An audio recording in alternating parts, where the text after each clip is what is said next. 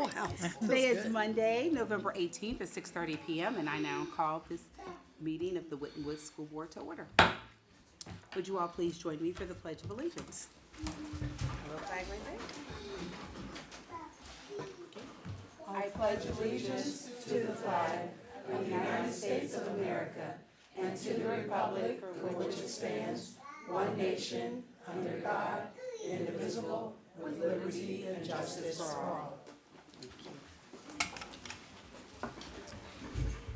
The next item on the agenda is 1.03, roll call. Mr. Seymour, will you call the roll? Mr. Smith, Mr. Spielman, Present. Dr. Johnson, Present. Mrs. Knighton, Present. Ms. Bryant. Present. Thank you, Mr. Seymour. The next item on the agenda is district honors, recognitions, gifts, and introductions. Superintendent Denny, you have the floor.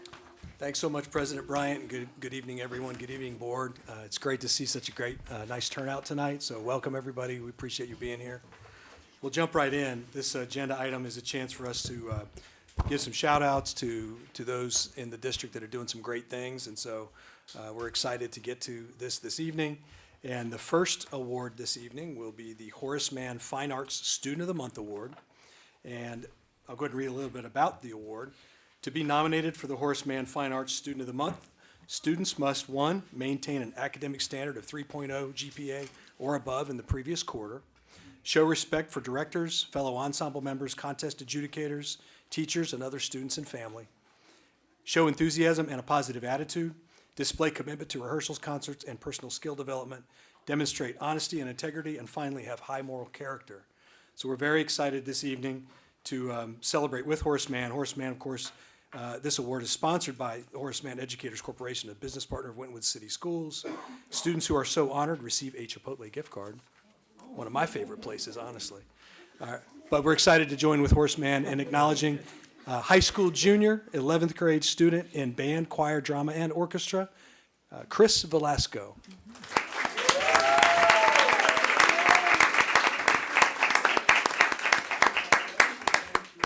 Chris, if you'd stay here with Dr. Johnson, we'll do a quick photo op here, and then remain here if you would, my friend. Oh, we will absolutely, I hang my head in shame, I'm so sorry. I will make a note. Yeah, Velasco. Can you still hang with us for a minute? Even though we did that, I'm so sorry. It's okay. We will get it right, sir, I promise. But I'd like to read some nice things about you. All right, get to brag on you a little bit. All right, so Chris is a fine musician and thespian who is multi-talented. He is the field commander for marching band, plays bass clarinet and tuba in symphonic band, is a member of varsity ensemble, a member of a cappella, plays cello in the orchestra, is on stage crew for the fall play, and is a thespian in the spring musicals. Wow. On top of all of this, he is kind, caring, and a person who steps up at all times and leads others through example. He is a true warrior, and we are so proud to name him our Fine Arts Student of the Month. Thank you, Chris, for all you do.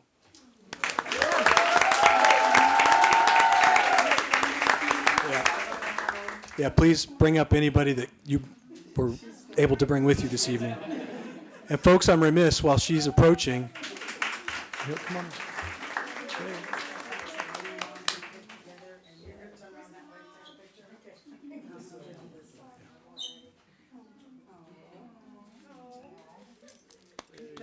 Congratulations, Mom. We will get you a new certificate. Okay. Yeah, I promise. Is it the right name? Yes, with it spelled correctly.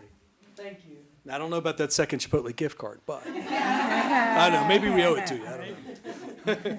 Hey, by the way, I'm remiss, I forgot to mention that Chris also has a 3.81 weighted GPA.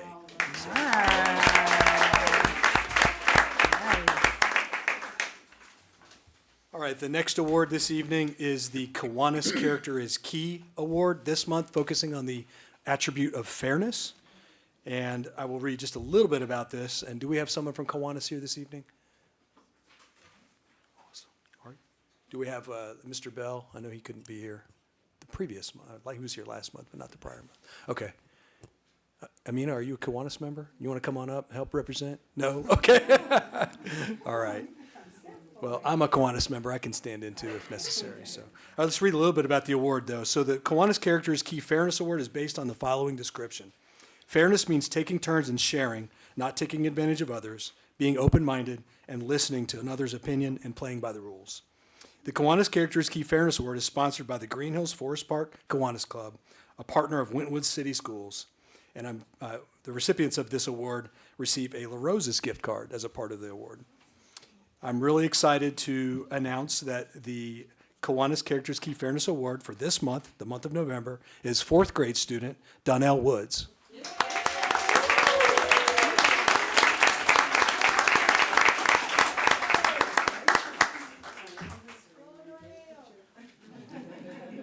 And Donnell, if you could hang out with us here for just a moment, and I'll come join you in a second here too. But I'd like to read some really nice things about you. And this is from Miss Ranford, assistant principal at the elementary school. She writes, Donnell is a fourth grade student in Miss Kramer's and Mr. Brett's classroom, and they both agree that he is a great leader in the classroom. He not only leads by example, but is willing to help others whenever necessary. He's willing to help with school tasks or help others calm down if they're having a bad day. He encourages his friends to make right decisions and stay out of trouble. Academically, he is always engaged in instruction and works tirelessly to keep his grades as high as possible. In addition to all of this, he's also a great athlete and encourages others to join in, even if they might be hesitant. Donnell's teachers and principals are very proud of him. Donnell, we're all very proud of you too. And we're happy to nominate you as the Student of the Month.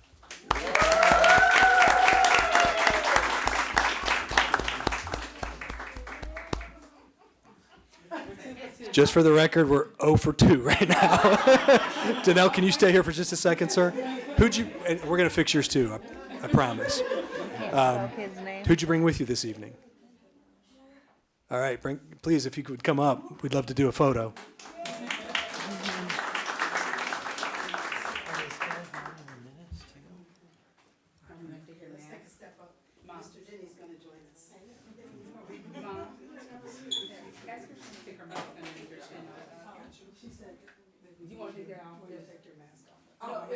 Yeah. There you go. Thank you. Great job.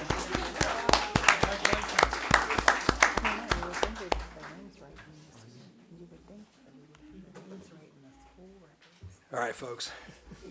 Batting 1,000 here. We'll get this together.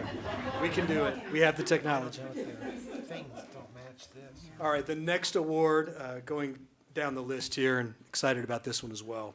It is another Kiwanis Student of the Month award. And again, Kiwanis Student of the Month is sponsored by the Kiwanis Club of Green Hills Forest Park, and this recipient will also receive a La Rosa's gift card.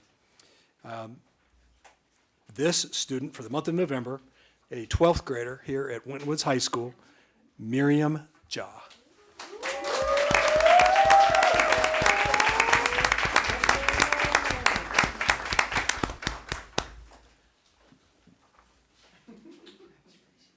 Congratulations, Miriam. If you'd hang out here for a little bit, I get to read some really great things about you, too.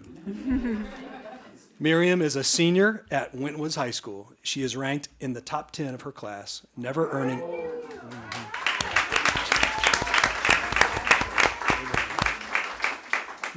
any grade lower than an A for over 3 years. Miriam is incredibly personable, always greeting you with a smile. To say that Miriam has mastered time management would be an understatement. She is always on the go, keeping herself involved with activities both in and out of the classroom. In school, Miriam is a member of the Varsity Ensemble Choir and getting ready to travel to Florida, Disney, to perform. She's also very involved in the Winton Woods Theater program, where she always plays a prominent role. Miriam is also active in student council, where she was selected as a student ambassador to represent Winton Woods at various functions. Since she didn't feel she was doing enough already, Miriam signed up for both Medical Explorers, an outside of school activity that gives hands-on experience for students interested in medical careers, and also Insight, a mostly in-school program that also allows students to explore careers in the mental health fields, which is phenomenal. If you can believe it, Miriam still finds time to do work a job outside of school. Miriam puts her whole heart into everything she does. She is beloved by teachers and peers, and she is always looking for ways to better herself and her community. That is why she is so deserving of this honor of Student of the Month.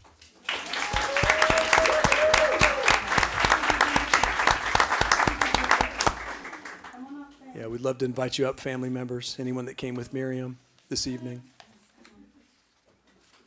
Please, okay.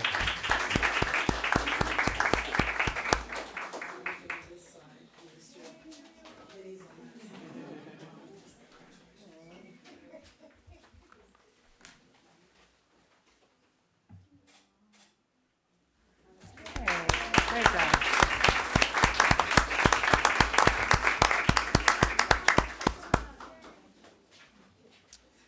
Moving along to the next award, the final award there are two more awards. Yeah. One more after this. But we're going to go ahead and focus on the Skyline Student Athlete of the Month for the month of November. To be nominated for the Skyline Student Athlete of the Month, students must maintain an academic standard of a 3.0 GPA or above in the previous quarter, show respect for coaches, teammates, officials, teachers, and other students and family, show enthusiasm and a positive attitude, display commitment to practice, games, and personal skill development, demonstrate honesty and playing by the rules, and finally, have high moral character. The Skyline Student Athlete of the Month Award is sponsored by the Forest Park Skyline Chili Restaurant, a business partner of Winton City Schools. Student athletes who are honored receive, as you might guess, a Skyline gift card. Well, I'm excited to announce 8th grade student in the sports of cross country, basketball, and track. Please join me in acknowledging student athlete Kylan Smith.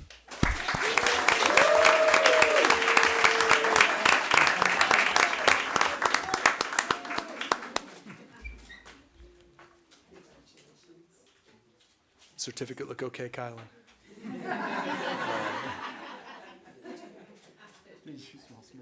And Kylan, if you remain up here, I'd love to brag about you just a little bit, okay? Your cross-country coach, Mr. Allender, had some really wonderful things to say about you. Kylan is always thoughtful and respectful and one of the most coachable young men I've ever coached. His consistent efforts and positive attitude during cross-country resulted in consistently faster times throughout the season, culminating in his personal best of 12 minutes, 35 seconds for the 2-mile race, which is phenomenal for a first-time cross-country runner. Sometimes he would read my mind and take on responsibilities before I would even be able to ask him. He did this because he cared about his teammates and wanted them to do their best. Kylan leads by example and never expects someone to do something he is not willing to do himself. That's commendable, Kylan. And also, Kylan has a 4.0 GPA.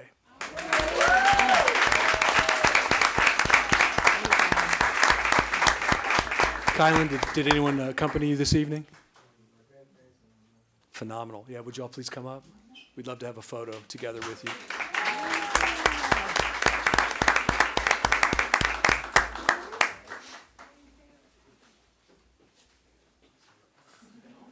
He's busy filming.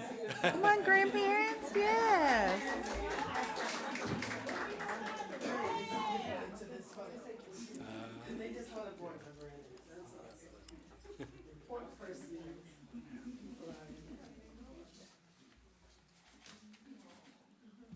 Great job.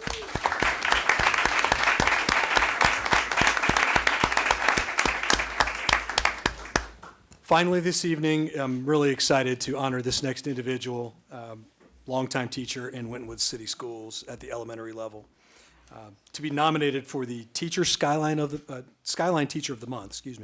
Teachers must demonstrate the following: excellence in the classroom by using instructional practices that support higher academic achievement; motivation by encouraging and motivating students to surpass their expectations, both academically and socially; leadership by having a positive attitude with students, parents, colleagues, and community; creativity and imagination by demonstrating creativity in teaching in a way that inspires students to learn; dedication by showing excellent attendance, punctuality, and overall dependability; and finally, communication by communicating effectively to their classrooms, parents, colleagues, and beyond.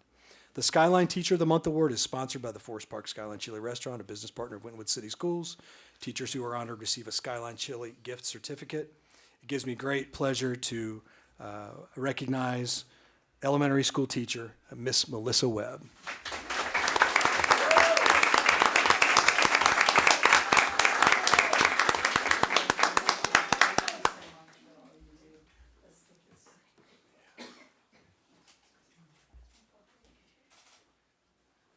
Miss Webb, if you'd remain up here for just a moment. I get to read some nice things about you, too. No surprise there. This is written by Assistant Principal Miss Ranford, who says the following about Miss Webb. As a veteran teacher, but with new teacher passion, Miss Webb inspires her students daily as they engage in project-based learning at Winton Woods Elementary School.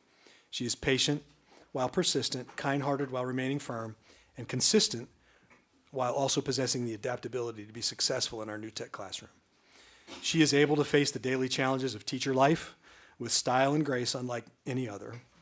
Miss Webb goes above and beyond. Every student is truly expected to succeed in her classroom, and she puts in the work for their success, even when they attempt to give up on themselves. With parents, she's readily available for questions and assistance for the benefit of students. Even with her colleagues, Ms. Webb is an inspiration and a great resource with her plethora of knowledge and sometimes just an empathetic ear.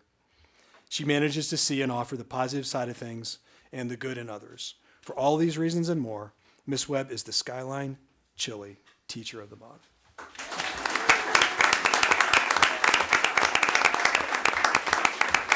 And Mr. Webb, I know you're here too. Did you bring anybody else? Okay. Hey, that counts though. We appreciate all you do, and thank you so much for the many years of service to our young people in our schools and community. All right, last but most definitely not least, we have the distinct privilege this evening of recognizing a group of young ladies from our high school who participated recently in a Girls Health Period Summit. And we also, our team, there were 8 different schools there, and I'll read a little blurb about it, but there were 8 different high schools there, and our team was recognized as the most engaged and won the award for most engaged. So we're very proud of them, and as always, our Warriors go out and represent in the highest of fashions. Winton Woods High School educator, Miss Style Estelle, is also a wellness educator, is also present this evening. So I'm going to read some names, and Miss Estelle, if you join us here, we'll begin with you, and then we'll read the names of some of our young people, our young ladies who participated in this. So congratulations. Go. Thank you for leading this effort, first of all. And we want to make sure we congratulate the following students who attended the 3rd annual Girls Health Period Summit at Union Terminal. This was in the month of October, and this team of students received the Most Engaged Award, given to students who showed exemplary engagement, participation, and volunteerism at the event. Winton Woods High School was one of 8 schools that were represented at this half-day summit. Students attended sessions on menstrual education and products, mental health, mediation, and social media. So I just want to commend you, the program, and our young ladies for advocating in this way. That's really tremendous. So thank you, first of all, for doing it. And I'm excited to be able to read these names. So when I read your name, if you would come on up to the front, and because there are quite a few of you, if you just hold your applause until the end and then cut loose, that would be fantastic. All right. So I'd like to first recognize and call up Zykia Bailey, Zaria Barron, Amina Green, Kira Mason, Maro Nada, Precious Oghena Caro, Yeah, just line up. We'll get out of your way so you can get your picture. Muran Oreso, Naima Primo, Chloe Sanders, Christina Travis, and Kalani Williams Wallace.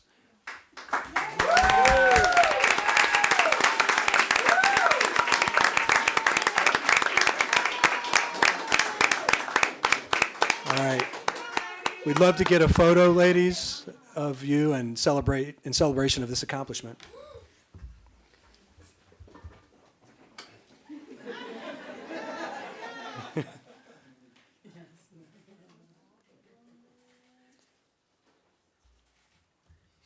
And before you sit down, Mrs. Stell, would you like to say a few words and just acknowledge what's been great about this experience? And yeah, there's the mics over here if you would, just so they can pick it up on the broadcast equipment. And we'd love to have one of our warriors also address, at least one, if you're so inclined, ladies. Good evening, everyone. Good evening. First of all, I want to commend all of these young ladies. So, like Superintendent Denny said, that they actually had the opportunity. They were chosen by Ms. Goins. So, thank you so much for even trusting me to be able to take the high schoolers, which I previously had when they were in middle school, down to Union Terminal. This year was the third annual Girls Health Period Summit. And what we actually talk about is, like he said, our menstrual cycles, but not only that, using our social media platforms, starting businesses, learning how to create websites, just educating them on things that they'll need in the future. Something that I actually wish I had when I was in high school. A lot of us didn't. These young ladies went down, they participated, they were engaged. There was a panel asking questions. They learned so much information regarding their bodies, and not only that, just resources that they would need in the future. Chloe Sanders was actually voted by the panel and the young ladies that actually put on the summit for most engaged, and she actually won a Louis Vuitton bag. So kudos to her from the Kelly Ford collection. And they were all invited back to the 4th annual summit next year. And we're just looking to continue to build this program and actually looking on how to implement this in the middle school side for 7th and 8th graders next year as well. So kudos to all of you young ladies, and I'm so proud of you guys. Thank you for representing Winton Woods the correct way, and I appreciate you all. And if anyone, I know you said you wanted someone to come up and speak. I know I'm putting you on the spot, but would anyone like to? I'm Anyone like to actually come going to up? call out Christina. Okay. I'm going to call out Christina. You can do this, Christina. Come You on, got you got this. this.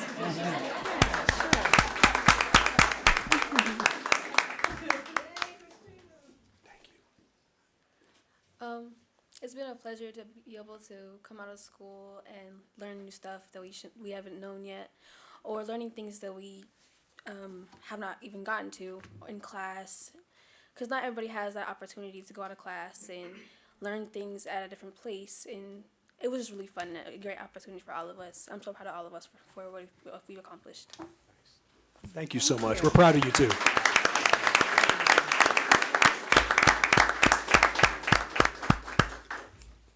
Thank you very much. All right, we're very proud of you, ladies. Thank you. Congratulations. President Bryant, that concludes the District Honors Recognition, Gifts, and Introductions for this evening. Thank you, Superintendent. The next item on the agenda is 3.01, public comments. Mr. Seymour, do we have any public comments? Okay, seeing none, we'll move to 4.01, which is a recess. We will now take a 5-minute recess. The next item on the agenda is comments to the board from the associations. Do we have a representative from Winton Woods Teacher Association? Okay, seeing none. 5.02, Ohio Association of Public School Employees, OPSE representative. Do we have an OPSE rep present? Seeing none. All right. Next item on the agenda is approval of minutes, 6.01. Board of motion is in order. I'd like to move that waiver the reading of the minutes for the following meetings, regular meeting, October 28th, 2024. Thank you. I'll Ms. second. It's been motioned and second. Any discussion or comments? Seeing none, Mr. Seymour, will you call for the vote? Mr. Spielman. Aye. Dr. Johnson. Aye. Mrs. Knighton. Aye. Ms. Bryant. Aye. That vote passes unanimously. The next item on the agenda is 6.02 to approve the minutes as presented. Board, a motion is in order. Madam President, I'd like to make a motion to approve the minutes as presented.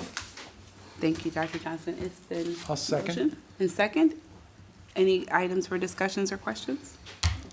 Seeing none, Mr. Seymour, will you call for the vote? Mr. Spielman. Aye. Dr. Johnson. Aye. Mrs. Knighton. Aye. Ms. Bryant. Aye. That vote passes unanimously. The next item on the agenda is Treasurer's Report, financial statements for 2024. Mr. Seymour, you have the floor.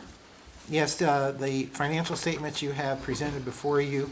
On page 1 is the reconciliation of all the bank documents, followed by the general fund revenues. Our year-to-date revenues in the general fund are at $24.8 million.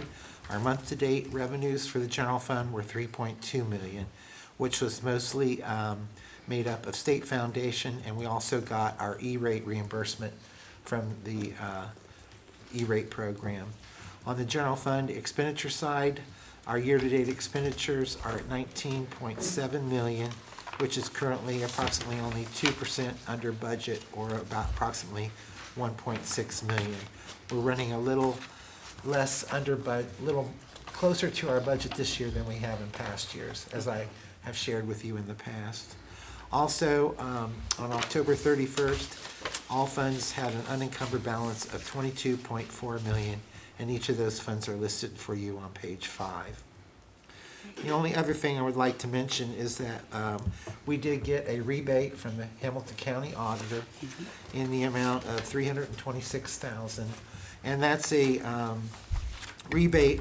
Every year, all taxing authorities pay a fee for reappraisal costs for the county, and we just had our 6-year update, and every county auditor is permitted to give any excess funds that are not needed back to those taxing authorities. And so it's distributed on a pro rata basis based on your tax base for that taxing entity. Great.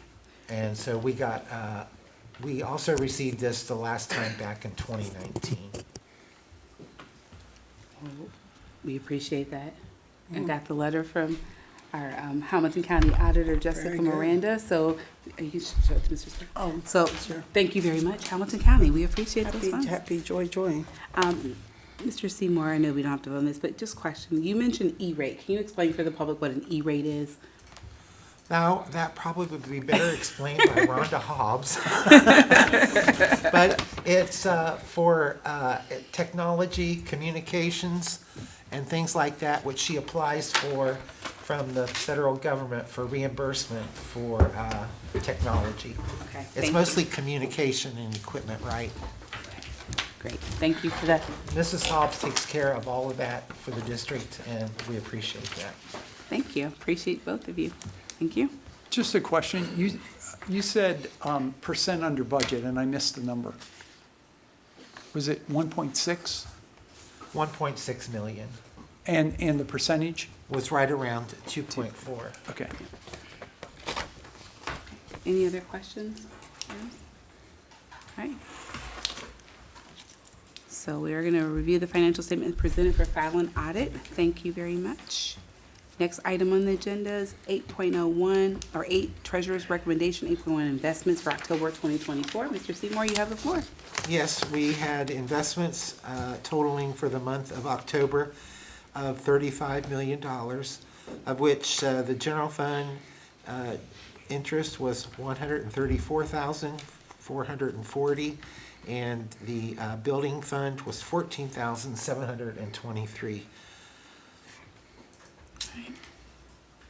Thank you. Board, I move we approve the investment report as presented. thank you.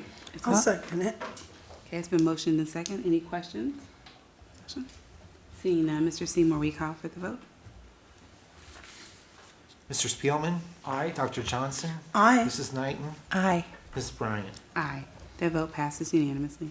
Next item on the agenda is 8.02, 5-year forecast for fiscal year 2025 through 2029. Mr. Seymour, you have the floor. Yes, if the board will bear with me for approximately 10 minutes or so, I'll try to review for you the 5-year forecast, which I'm going to ask you to approve tonight. Thank you. The 5-year forecast is submitted annually, twice a year, and it's required. And we do this in November and May of each year, and it goes to the Ohio Department of Education and Workforce. And the only funds included in the 5-year forecast is the general fund. No other funds, just the general fund. So what is included in the 5-year forecast for revenues? Our projected total revenues. As you can see, our total revenues, basically, you can't read the bottom too well, but basically the blue and the green, up to the green, are representing real estate and Ohio Department of Education. And our state foundation with our rollback and our local taxes are still making up 95% of our estimated revenues, and it continues to be that same percentage. Also, in the assumption I'm using, the 5-year forecast, the fair share funding plan, of course, is in process of implementing and being phased in. For this year, for 2025, we're at 66.7% phase in, and it is fully funded in the fiscal year 2027.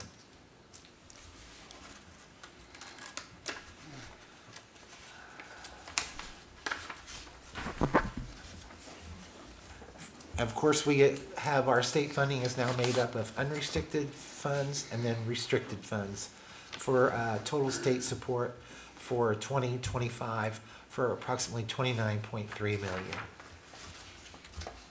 Of the unrestricted funds, we get on our fair share funding formula $22.9 million.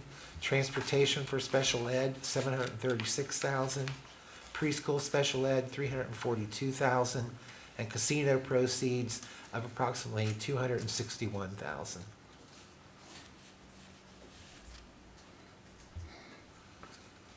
For our restricted funds of approximately $5 million, almost $5 million, student wellness and success will be $736,000. Disadvantaged pupil impact aid will be at $3.1 million. English learners, $542,000. Gifted, $163,000, and catastrophic reimbursements estimated to be $450,000. So as you can see, our state funding keeps growing as the fair share formula is being phased in. You can see that in FY22 we were just short of $21 million, and then for current fiscal year we're just right at around $29 million. And it's projected for fiscal year 2029 to be approaching $37 million.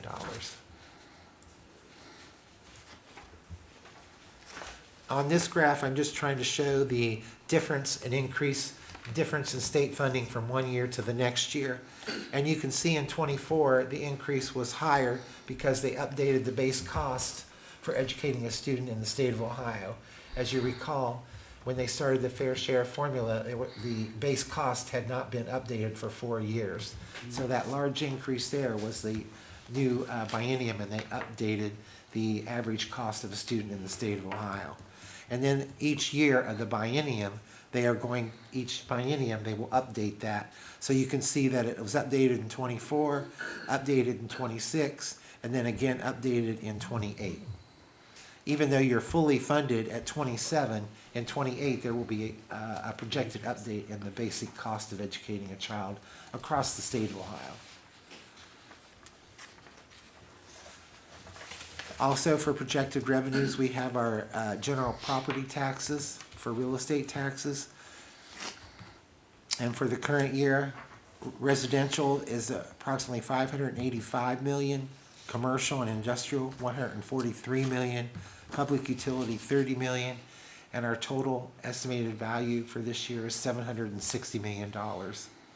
And then the 5-year forecast, we propose an updated evaluation in calendar year 2027 of approximately $75 million. I'm sure we won't see a reappraisal like we saw the last time, so we kind of went back and looked at what those reappraisals were before that major adjustment. Our other operating revenues, I pretty much projected to be the same, except for interest revenue, which would be projected at a decline as the funds available in our cash reserves and interest rates are projected to decrease. For our projected expenditures, of course, personnel services, salaries, and benefits continue to be the large portion of this. They're consistently around approximately 75% of the total overall budget. Also, our purchase services is a large section of this, but we got to keep in mind purchase services includes all of our utilities, our Scarlet and Gray contract, all of our coaching and data coaches from Hamilton County, and then a large portion of this is special ed tuition. Those are all purchase services that continue to escalate and grow by the same percentage, if not greater than the average cost going up. some of the tuition and special ed costs are unavoidable. Some of the assumptions for all the negotiated agreements have been included that we've negotiated with our bargaining associations, step increases for all years, and also a modest increase in cost of living that has not yet been negotiated for 27, 8, and 9. Our benefits, retirement, and Medicare associated with salary increase, and healthcare and dental have been projected at 7.5%, which I hope holds up. But we've had a swing in healthcare from a 2% up to a 7.5% this year. So healthcare is something that's unpredictable, but being in our consortium, those big swings can be stabilized by sharing the cost on a wider perspective. Purchase services have been projected at a 5% increase. And of course, as you know, for the current year, we brought in approximately $1.1 million from ARP ESSER, which we were paying out of federal funds. And that was including our curriculum, data, and technology coaches.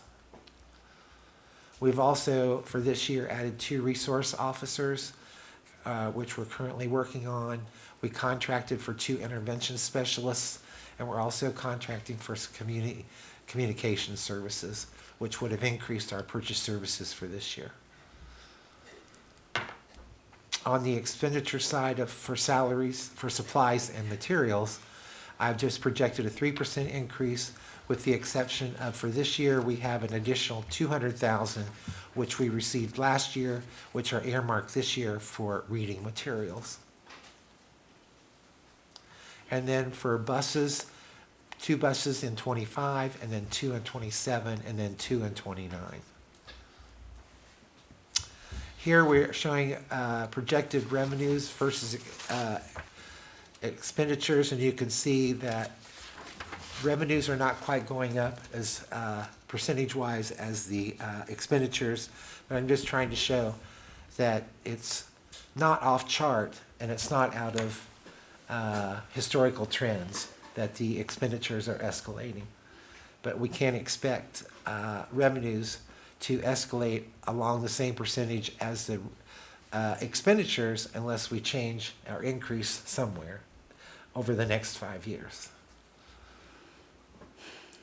And here I'm just trying to show what the 5-year forecast in a simplified form looks like, with your revenues and expenditures rounded off, and then showing the excess expenditures over our revenues, and then showing our cash balance starting and ending on the bottom.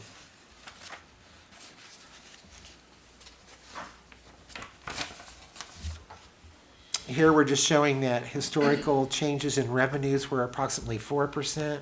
That's as the fair share funding formula was being brought into the system, and compared to 3.67% for the future years, because the fair share funding formula will not yield the same results going forward as it has for the past 3 years. And then, of course, on the expenditure side, we were not escalating quite as much as we're projecting for the future years. However, 6% is not an extravagant number for an average increase over the next 5 years, with cost of things that we're experiencing.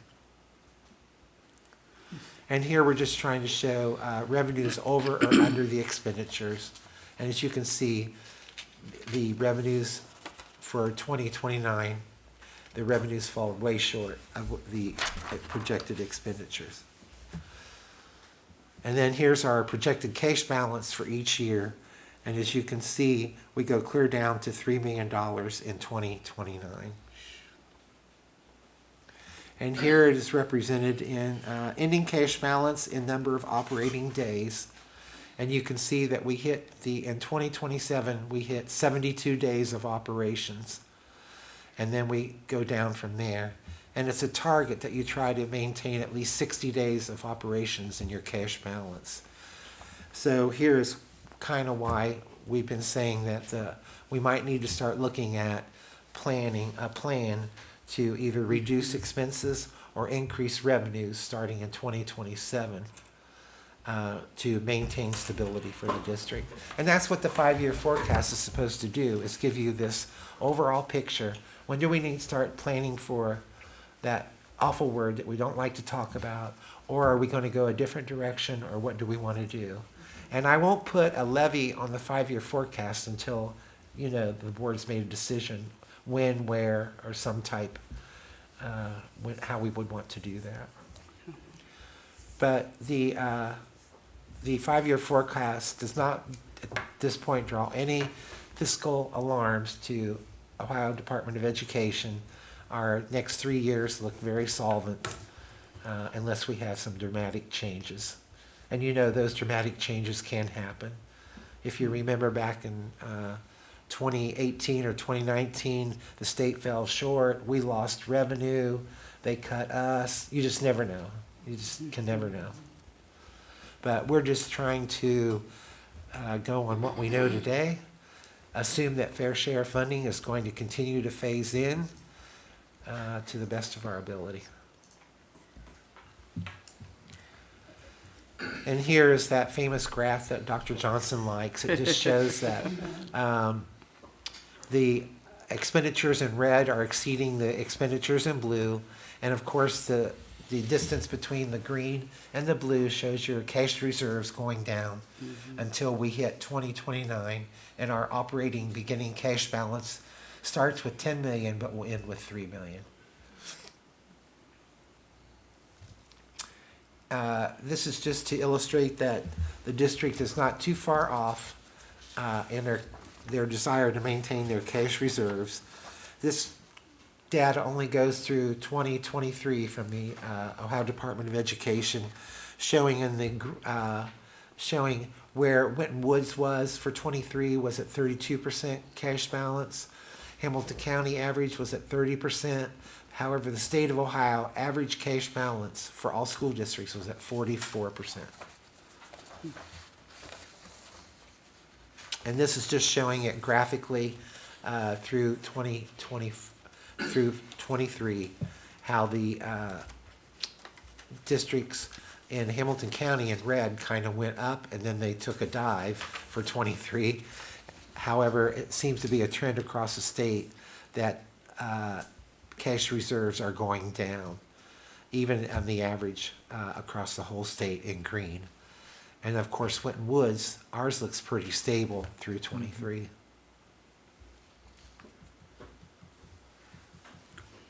And this is just showing ending cash balance as a percent of expenditures. And for 25, we're at 28%. Until we go down to in 29, where we're only at 3% cash balance of our expenditures. So if you would look at something trying to start the correction in 27, we would be talking about a levy before the voters in 26. Should you decide to go to the May ballot, you're looking at passing your first resolution in December of 25. However, that's all subject to your decision and deliberation. You may wish to wait until the November of election. So Mr. Denny will probably give you guidance along that direction. Thank you, Mr. Seymour. Board, any questions? Yes, I have two questions. At the very beginning, there was a slide showing what the state pays per student, and it was like What the state pays per student? the state cost per student. It was $42.50 or $72.50. I don't have that on here. I don't.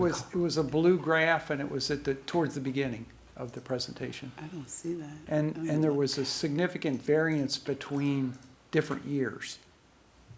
You mean the state, the fair funding formula Yes. change? Okay, that's the one. Oh, the state, that's not the Yeah. student, that's not Yes. per The sta- pupil support. Yeah, So, That's the change in funding from year to year. I'm sorry. yes.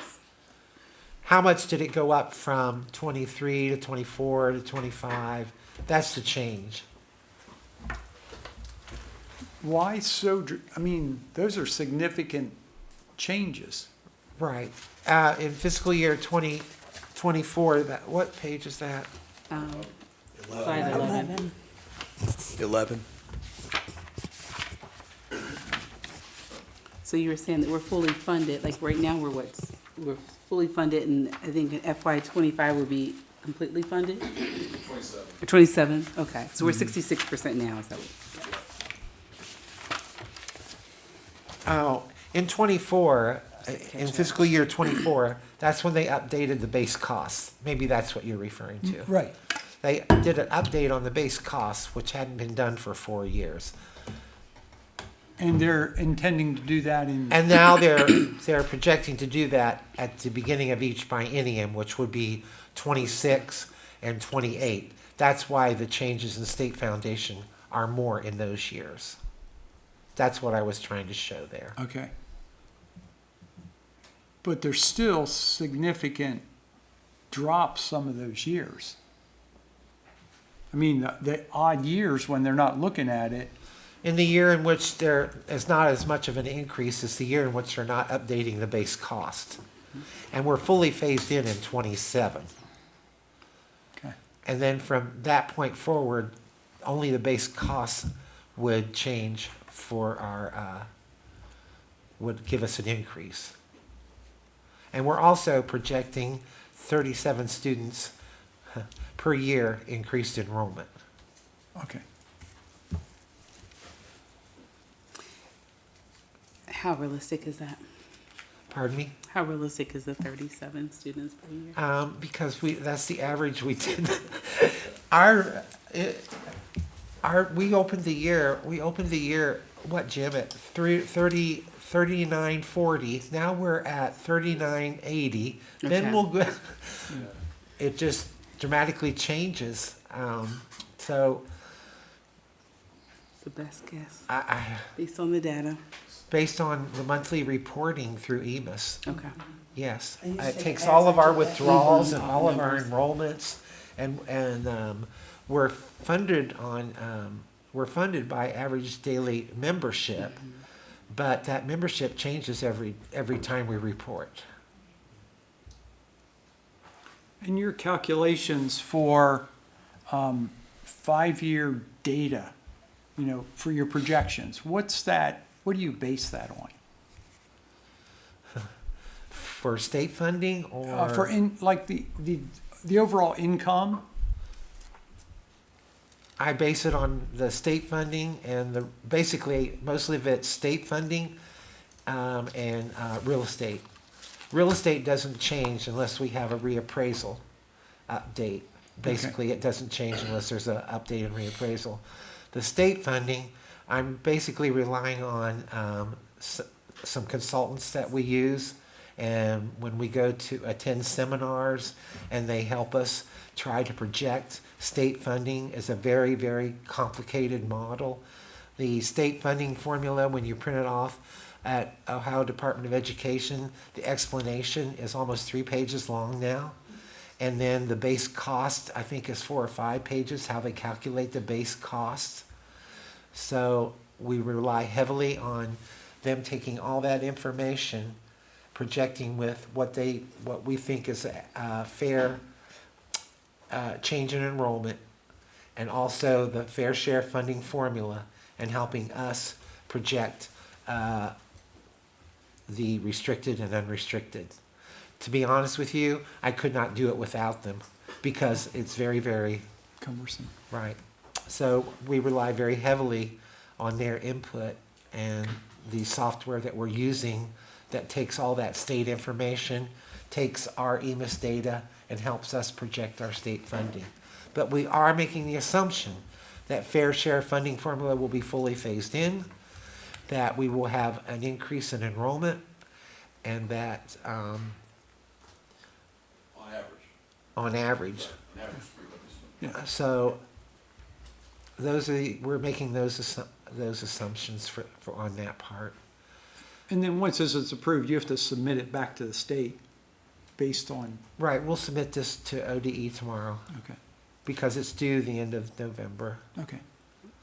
And basically, they're just looking for those districts that might be in financial distress. We're not in financial distress. Okay, thank you. I don't know if that answered your question. It or did. not. Yes. Any other questions? I do just want to It's ask. changed so dramatically from when I started. Question, just very briefly for the public. Can you talk a little bit about restricted funds? And I know that you listed the categories here. Can you touch on like what that means? So for instance, what does catastrophic reimbursement look like? How are we using that? What is our definition of that for this restricted amount? Well, the difference between unrestricted and restricted is that we must use the restricted funds on particular. Correct. Student wellness and success, our district uses it on nursing support, social emotional learning teachers. Doug, what else? Mr. Sake? There's a presentation coming up shortly Oh, Oh, sorry. on this yes. very Yes. topic, as luck would have it. On disadvantaged pupil impact aid, we're using that for Project Success. We use that for our resource officers. We use that for our, what's our department? What's the department Dwight is, Compliance Department? our compliance department for children, truancy officers, that's the word I wanted. And those types of things. English learners, that's ESL, our ESL program. Gifted is our gifted and talented program. And then catastrophic reimbursement, that's children are highly expensive to the district. A child that costs in excess of $37,000, we report that child's tuition, if they had a one-on-one aid, their occupational therapy, their physical therapy, and then we report that to the Ohio Department of Ed, and there's a threshold, there's a pot of money, and then they distribute that back out. Like if we submit, we'll get a percentage of what across the state we get the percentage of all the requests, and there's a pot of money, and it's distributed back out to those districts for those very expensive children. The special ed department and student services is very helpful in this. They help put all this together for us. Great, thank you. Any other questions? All right, seeing none, Mr. Seymour, before we do that, no questions, discussion, board, a motion is in order? I know we did. We did. I'll make a motion to approve the 5-year forecast for fiscal years 2025 through 2029 as presented. I'll second. It's been motioned and second. We've already had our discussions. We are eager to get into this topic. Any other questions? No. All right. Seeing none, Mr. Spielman, Aye. Dr. Johnson, Aye. Mrs. Knighton, Aye. Ms. Bryant. Aye. That vote passes unanimously. Thank you. Thank you. All right. Take a deep breath after that. Finances makes everyone really quiet. We're all like, okay, money. Concentrating. Yes, yes. All right, next item on the agenda, reports of the superintendent. Superintendent Denny, you have the floor. Thanks, Ms. Bryant, and good evening again, everyone. We're going to go ahead and dive into reports. There are 4 for this evening. 9.01 is school reports. And so, Board, you should have before you a list of some great things coming up in the district. And I'd like to highlight just a couple of them. One is this Friday is the Student of the Month recognition here at South Campus for primary school, elementary school, and intermediate school. So that's a chance to celebrate some of the great things that kids are doing. Thanksgiving break does indeed start a week from today, and that will continue until the 29th with school resuming on December 2nd. The 3rd of December, that Tuesday, are 2 really great concerts coming up at the North Campus. Dave Bell Performing Arts Auditorium, 7 o'clock, the high school a cappella concert, as well as the high school band Disney concert, where they'll be playing the show that they're going to be doing while they're at Disney. Finally, December 4th, I want to make sure I highlight that because that is one of the high points of the year, the Hallelujah concert. And so if any members of the public have never seen that, we highly encourage them to come out and take that in. And alumni come back and sing, and it's just a really great event. So continuing on, another highlight would be the middle school choir concert coming up Thursday, December 12th. And then finally, ACT testing is the Saturday, December 14th. I'd be remiss if I didn't mention this. Sunday, December 15th is proclaimed by the Village of Green Hills to be Winton Woods Warriors Day. So shout out to the village for recognizing, we appreciate that. Very nice. Just a few highlights coming up over the next month. Thank you. All right. Next item on the agenda is 9.02, Student Achievement Report. Superintendent Denny. Thanks again, Ms. Bryant. So this 9.02 is a student achievement report. The board had asked for input and to share a little information. And I, in belief also that the public would benefit from this as well around new tech and project-based learning. And so our district's main instructional delivery platform is project-based learning. It's a way to reimagine education and engage kids differently. And in particular, we deploy the new tech method, so our model of problem and project-based learning. So this evening, we'll be hearing an informational report from Dr. Adrian Martin, Executive Director of Teaching and Learning for grades pre-K6, as well as Dr. Tamara Ragland, Executive Director of Teaching and Learning grades 7 through 12. So if they would go ahead and come on up, we can spend some time learning about project-based learning and the new tech network. Great, thank you.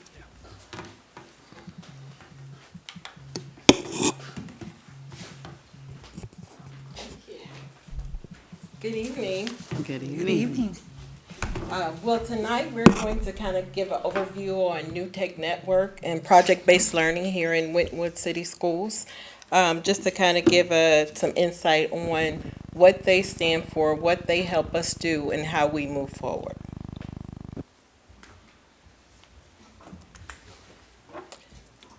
As an introduction for New Tech Network, a lot of times you'll hear us say NTN, and that's typically New Tech Network.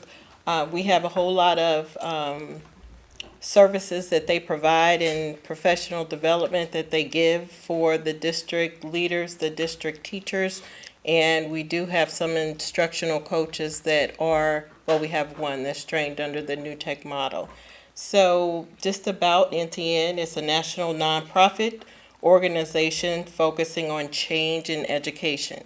And when we say change in education, it's looking at a deeper learning perspective of how students not only learn what they need to know to be successful, but go deeper and comprehend the information in which they're presented. The mission for New Tech centers around empowering the district leadership, principals, and educators to be able to employ that type of pedagogy in the scope of their school, their classroom, and as a district as a whole to make it a little more, I guess, cohesive and more strong and solid as learners and what we send out as they leave us and enter their next chapter.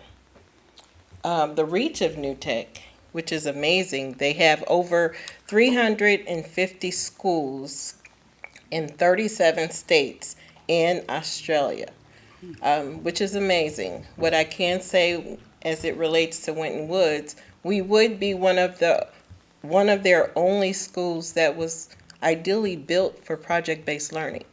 We looked at the pedagogy, and I know we were all at the conference and kind of heard the background story of that, but that was intentional. And there's not a whole lot of schools or districts in the network that can say what we can say, as we believed in the work, so we built the buildings to support the work. The learning outcomes definition, there are 5 research-based outcomes designed to assess students holistically while meeting state requirements. So state requirements is at the forefront of what we do, how we do, and when we do put the project toolkits together, it's looking at those learning outcomes and looking at those standards and then planning the project accordingly. The purpose, preparing students for post-secondary success. with fundamental skills, with the outcomes as follows: knowledge and thinking, collaboration, agency, oral communication, and written communication.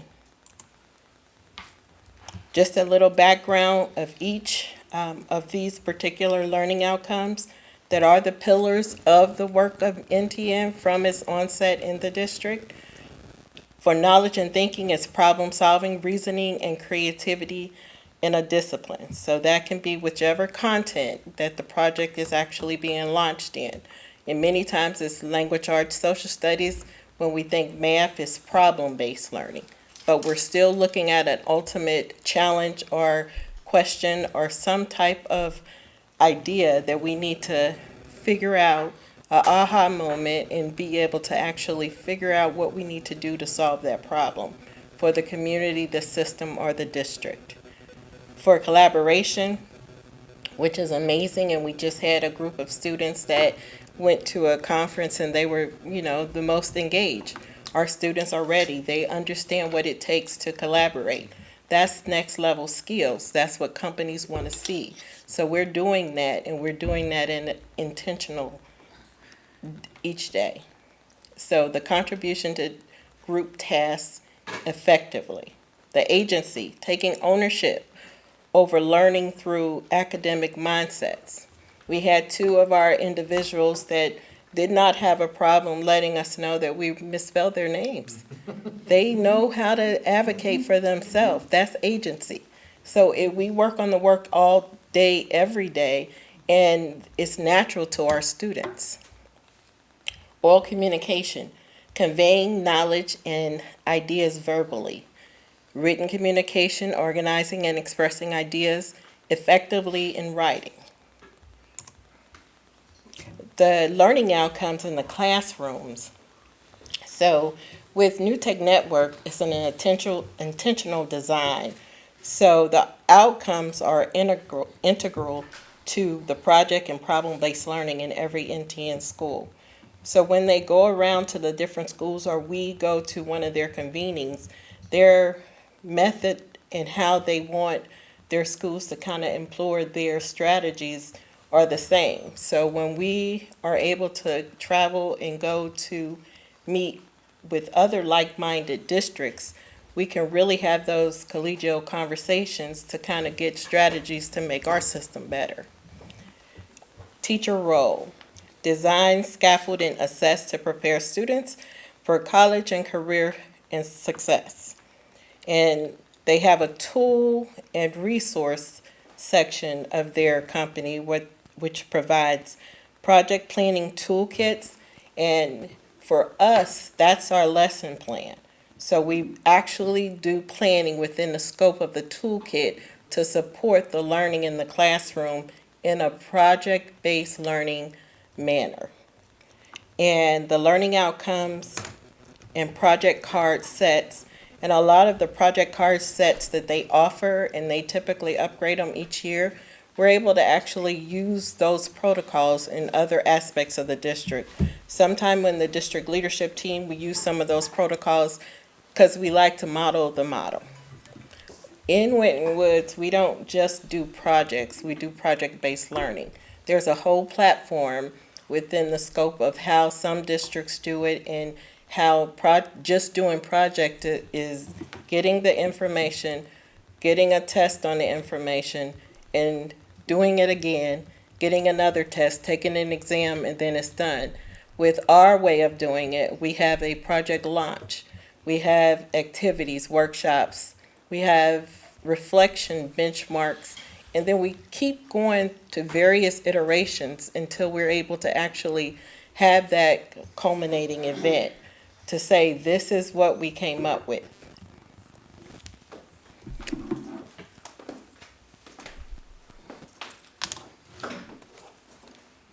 So the next portion of project-based learning that I'm here to talk about is assessing learning outcomes. So those learning outcomes such as collaboration, agency, oral communication, written communication, knowledge and thinking, all of those are assessed using rubrics. So when New Tech Network first launched their design, they partnered with SCALE, which is an acronym that stands for the Stanford Center for Assessment and Equity. And so they developed this partnership to assess outcomes throughout the year. They did this because they knew that it's assessment that drives meaningful instruction, not the other way around. So if we're thinking about the end in mind, what is it that we want students to be able to do? What do we want them to learn? How do we want them to demonstrate that? It's the assessment that comes first, and then we build and design the instruction. And as part of the assessment is they developed this very powerful learning management platform. So they partnered with a company that is called Agilix, and Agilix has designed Echo. Echo is very powerful in that it provides feedback and support for each outcome. So students can submit work, but teachers can also give feedback. They can give feedback by audio. They can give feedback by video. And so, especially in work when it comes with our ESL students, that's particularly important because they need to focus on reading, speaking, and writing as well. So that platform in various ways can support all of our learners. So key concepts of PBL include active learning. So our students are active participants.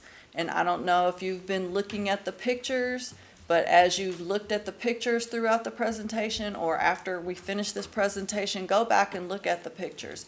You'll see that students are actively doing something. One of those pictures at the very beginning, you'll see that there are students who were using what looks like popsicle sticks, and they're creating or working together in a small group to build a bridge. There's another picture where you will see students at New Soul. So our pre-calculus and line physics class has had a partnership for several years now, and they take their students to New Soul where they learn the art of glass blowing. I had the pleasure of creating my own glass pumpkin for Halloween years ago, which was very exciting. And so students learn as active participants. They exercise voice and choice about what they're working on. They have to negotiate within their small group who is doing what, which is a key component of what our employers want also. Goal setting, we have to design deeper learning and collaboration and communication and use critical thinking skills nowadays. Oftentimes we teach subjects as secondary teachers, and we think that those skills are going to be met, and oftentimes they're not. It's how we design the instruction. If those soft skills are the outcome also, which is what we're also assessing: collaboration, oral communication, written communication, agency, then we have to design instruction that allows students to engage that way. And we have lifelong benefits, because what this does, this type of instruction and assessment creates lifelong learners, students who are internally driven and inspired to want to know more, because we have a real world authentic assignment that has a driving question. And so we want to know, why do we need to know this math and this science that's going to inform us about texting and driving? You know, and that's just one of the types of projects that have been created. So we have real world context. We're engaging with meaningful real world problems. Students are also working together to develop social, emotional, and teamwork skills. And this is where students learn that, you know, we have to be able to get along, we have to be able to get the work done. And so how can we do that? In collaboration with each other as well as our teachers. So technology has a role in PBL, and one of those roles is that it's a tool for creativity. So they are using technology to do content creation, data analysis, research. So our learning platform, Echo, is one major tool that we use, but there are many tools our district employs.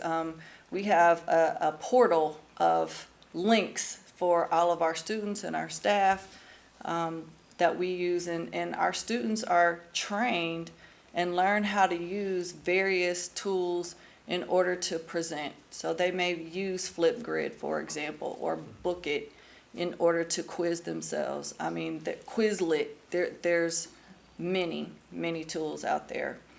They also use tools for collaboration. So we saw Jen Haller when she brought the group of students, and they create a vlog, or they create blogs, and they create videos. So the same project that I mentioned about using the math and science to explain why students shouldn't text and drive, well, the culminating project, the culminating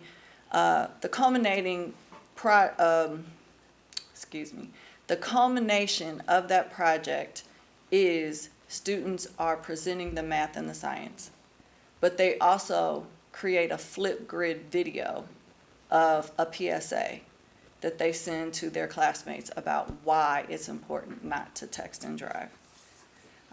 We use tools for feedback.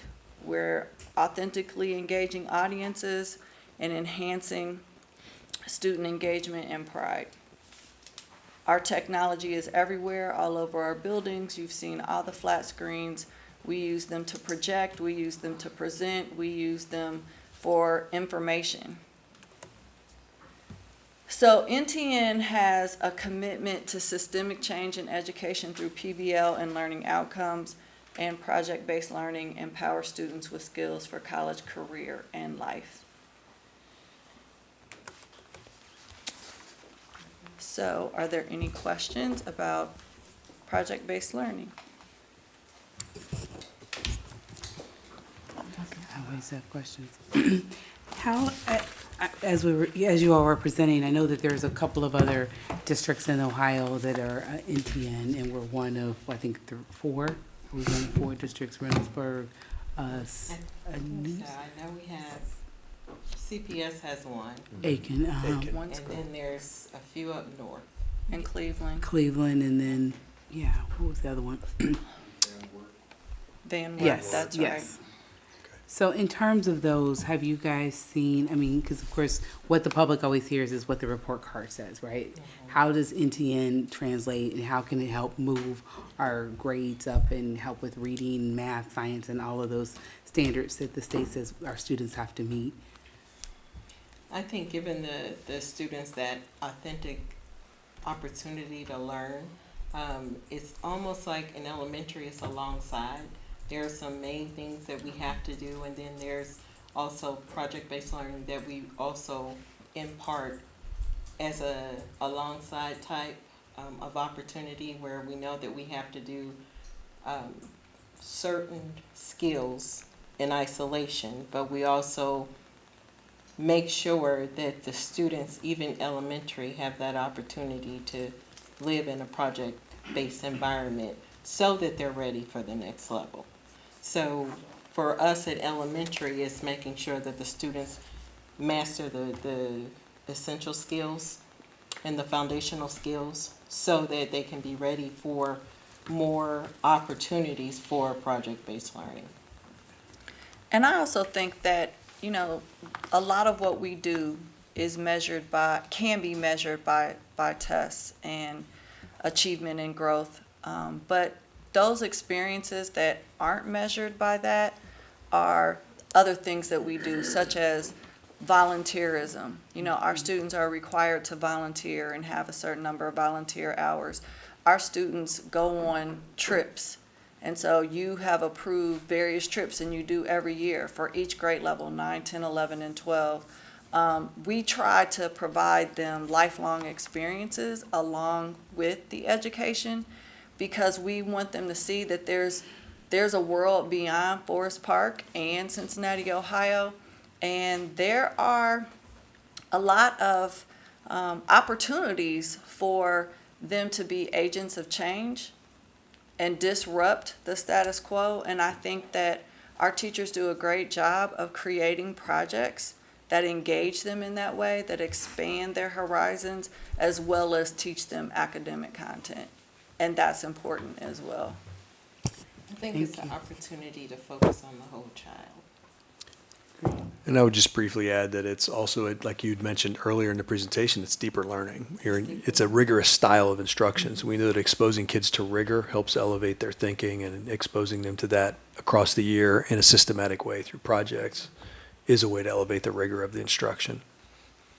I will say that while I was at the OSBA, I think it was Cleveland City Schools had a display in the Student Achievement Fair. You know, they had some students there. So I always like to walk around through there just to see, since we are new tech, some of these schools are not, but how do we compare when we do our, Night of Excellence? And I mean, I've seen some good projects, but I also seen some marvelous projects that our students were doing as well. So, I mean, I think that has met the standard as far as what my eye can see. And I will say that our students are a little more free to, like you say, agency to share or to talk about their project.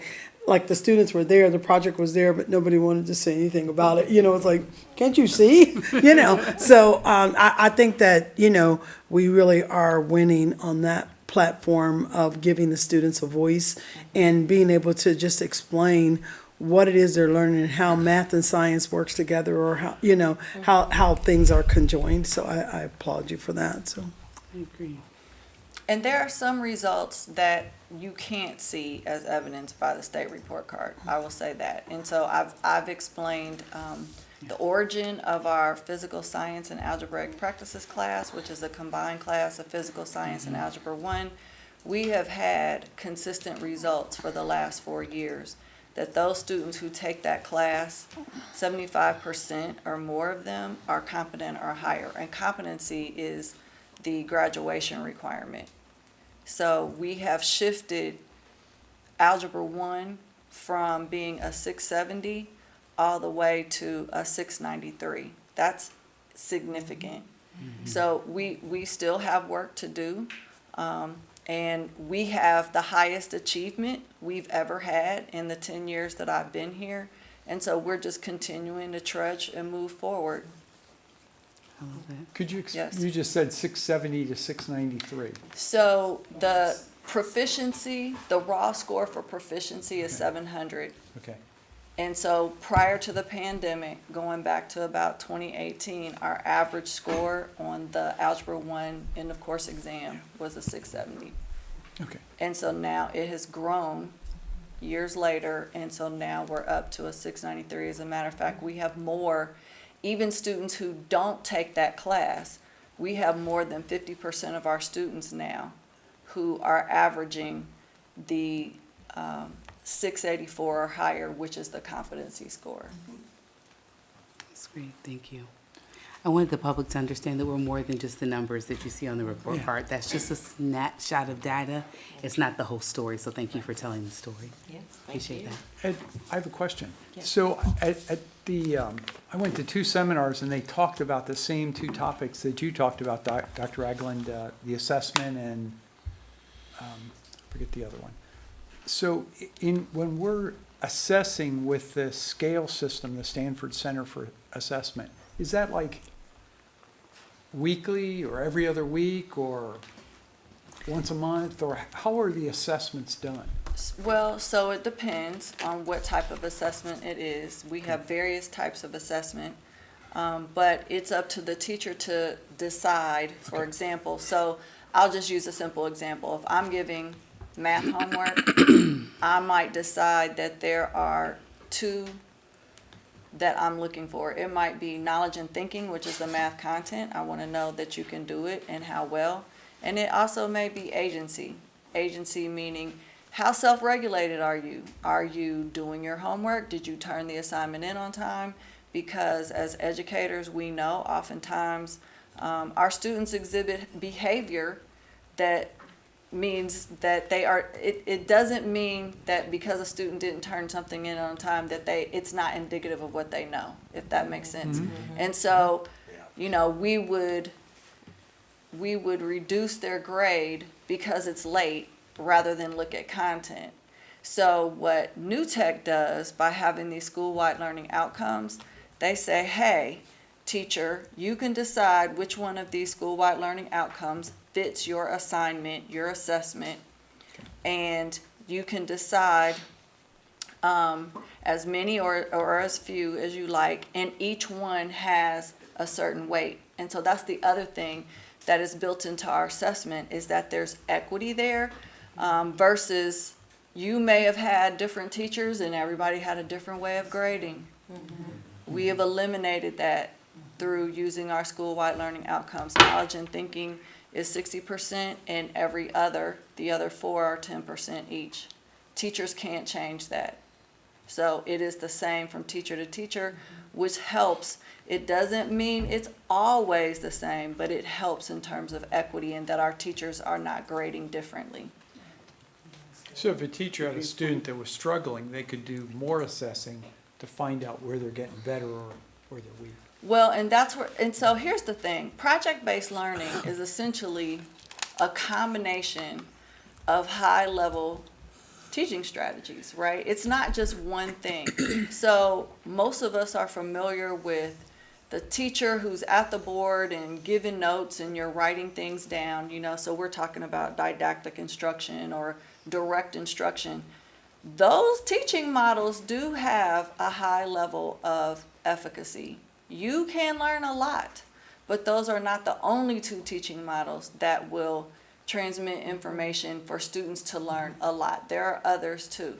And so mastery learning is one of the things that we do infuse in project-based learning, in that we recognize that all students don't learn the same in the same amount of time, which means that a student will be taught something and then they will be assessed, and based on that assessment, then I as a teacher have to decide, where do you go next? Do I need to do a workshop with you, put you in a small group, give you another assignment, so you can now demonstrate that you know it, and then be reassessed on what you didn't know the first time?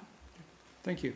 And it ultimately, again, focuses on the whole child. You're not necessarily just saying, I taught it, did you get it?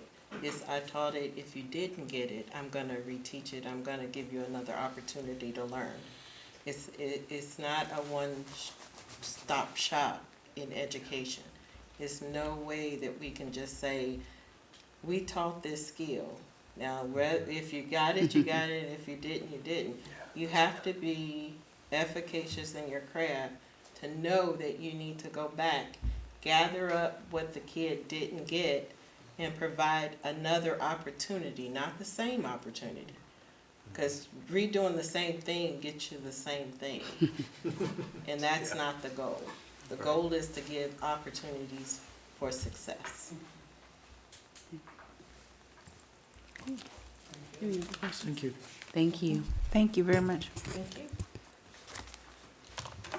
Great report. Great. All right, next is 9.03. I can't even speak right now. 9.03 Student Wellness and Success Presentation. Superintendent Denny, you have the floor.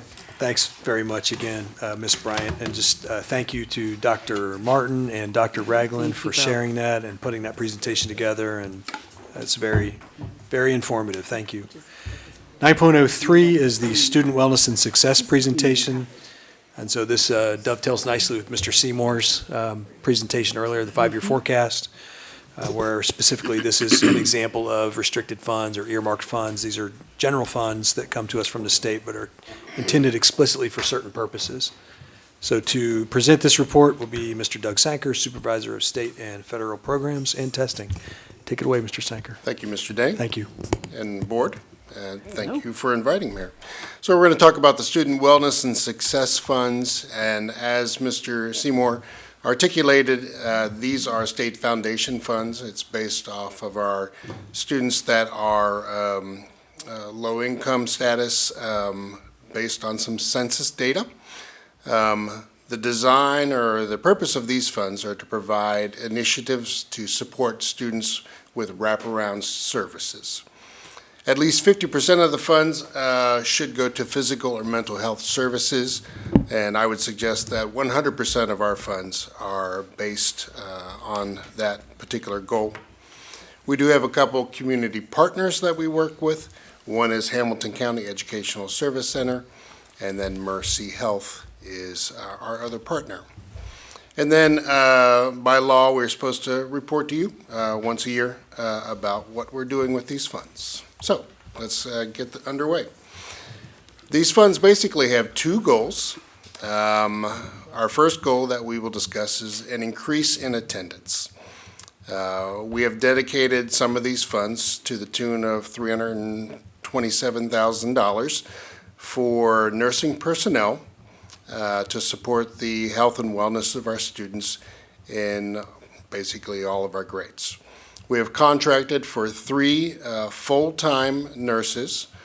2 of them work at our early childhood campus. 1 works at our south campus. And we have also our lead school nurse who works out of our south campus is also employed using these funds. As you can imagine, the goal of having more support for nursing and health needs will help students come to school more regularly. A second use of funds is a decrease in discipline referrals. We've dedicated roughly $432,000 to support our social emotional learning and our transition coordinator positions here at the district. This is all part of our PBIS programming. Our social emotional teachers, we have 4 full-time people working on that, on those positions. 3 are here at the South Campus. 1 works out of the middle school building. And then our transition coordinator works out of the high school. And their job is to work on those social emotional competencies and coordinate those practices for students to create that safe and healthy school climate for their academic development. Here's some data comparing last year to this year. Please keep in mind that these funds are really only one part of a really big puzzle that we put together every day to make sure that our students are that we have a good school culture, a supportive academic environment. So happy to report that our chronic absenteeism has decreased from 39.5% to 36.2% over the last 2 years. Chronic absenteeism, for your information, which you might know this, in Ohio, that is students that miss over 10% of school for any reason. They could be sick, could be hospitalized, or they could have just been late 1 hour from school. So, second set of data discusses behavioral referrals. We went from 5,250 referrals for last school year down to 4,498 for the 23-24 school year. So comparing 22-23 school year to last year, 23-24 school year. I think that's about a 14% decrease in referrals.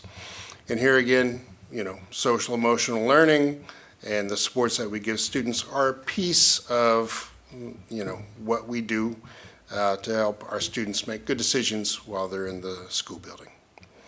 So essentially, 2 goals. That's how we spend roughly that $740,000 to support our students' wellness and success.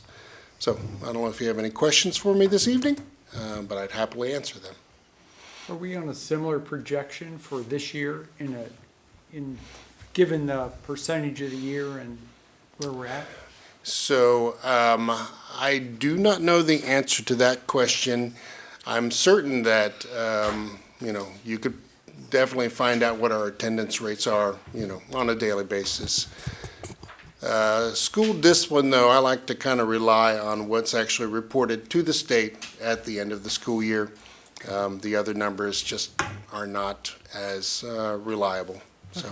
I can share so far for daily attendance, we're looking better this year than we were up to this point last year. Okay. But that's not a chronic absenteeism calculation. That just involves a lot more data number crunching to get there because it includes tardiness as well as absenteeism and early sign-outs and all number of different things, yeah. I think for that, I was able to attend a session at OSBA where a presenter talked about kind of the absentee and strategies and stuff. So I know that we've got a robust team looking at this, working with families. Rhonda Hobbs and her team with the, alert and all the technology to try to address some of these issues. So thank you for highlighting that. Sure, thank you. One of the things that I'm going to share with out tonight is about absenteeism and how it's on the radar for the state. And they are looking at it because they have, looked at it and said the absenteeism affects the state, report card. They're not getting the information because they're not there. But it was interesting in the legislative report, they did report like the kind of the urban number for absenteeism for last school year was at 47%. And, but then they said for the suburban area, the lowest was at 16.5. But I'm like, well, what's their highest? They didn't report. It was just interesting how the number was reported, So in one you said, oh, theirs is, this is how high it is. And the other was, the lowest is this. Well, what's their highest? We don't know. It still could be up there. I don't know. But I'm just saying overall, the state is looking at absenteeism as an issue and a problem for, state testing and how they, how we can do our work. Definitely, definitely. Yeah. Thank you for the report. Yes. Very good. Yes. All right, thank you. Thank you. Thank you.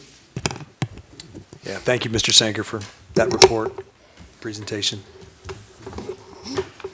Next item on the agenda is 9.04, facilities update. Superintendent Denny, you have the floor. Thanks, President Bryant. For 9.04, we'll ask Mr. Jeremy Day to come forward, Executive Director of Business Affairs, and present the latest facilities update. Good evening, everybody. Good evening. Hope everybody's doing okay. Yeah. The community will have seen over in Green Hills some work getting done, especially today. We saw some visual proof of that, of the deconstruction going on. The abatement process did go over, and it was completely fine. There wasn't any problems there. Construction fencing went around. The community would have seen that going up. And then today they did actually get started minimally with some of the takedown. The community was concerned with, at least at the walkthroughs, they were concerned with or wanted to see if there was an option to have the ability to take bricks. We offered that at some of the other campuses when we did that. I was messaging the project manager a little bit earlier today. He said that's completely fine to do that. He asked how we wanted it to be, whether just kind of in a pile outside the fence or in a bin. I said it doesn't really matter to me so much. I don't want to add more work to them, but I know the community would care to have the opportunity for that, for the bricks. Just So make sure it's safe so they don't have Yes. to go behind the yeah, exactly. behind the line. Put it outside the fence. On the Yeah. outside of the line. Get your brick from here, not here.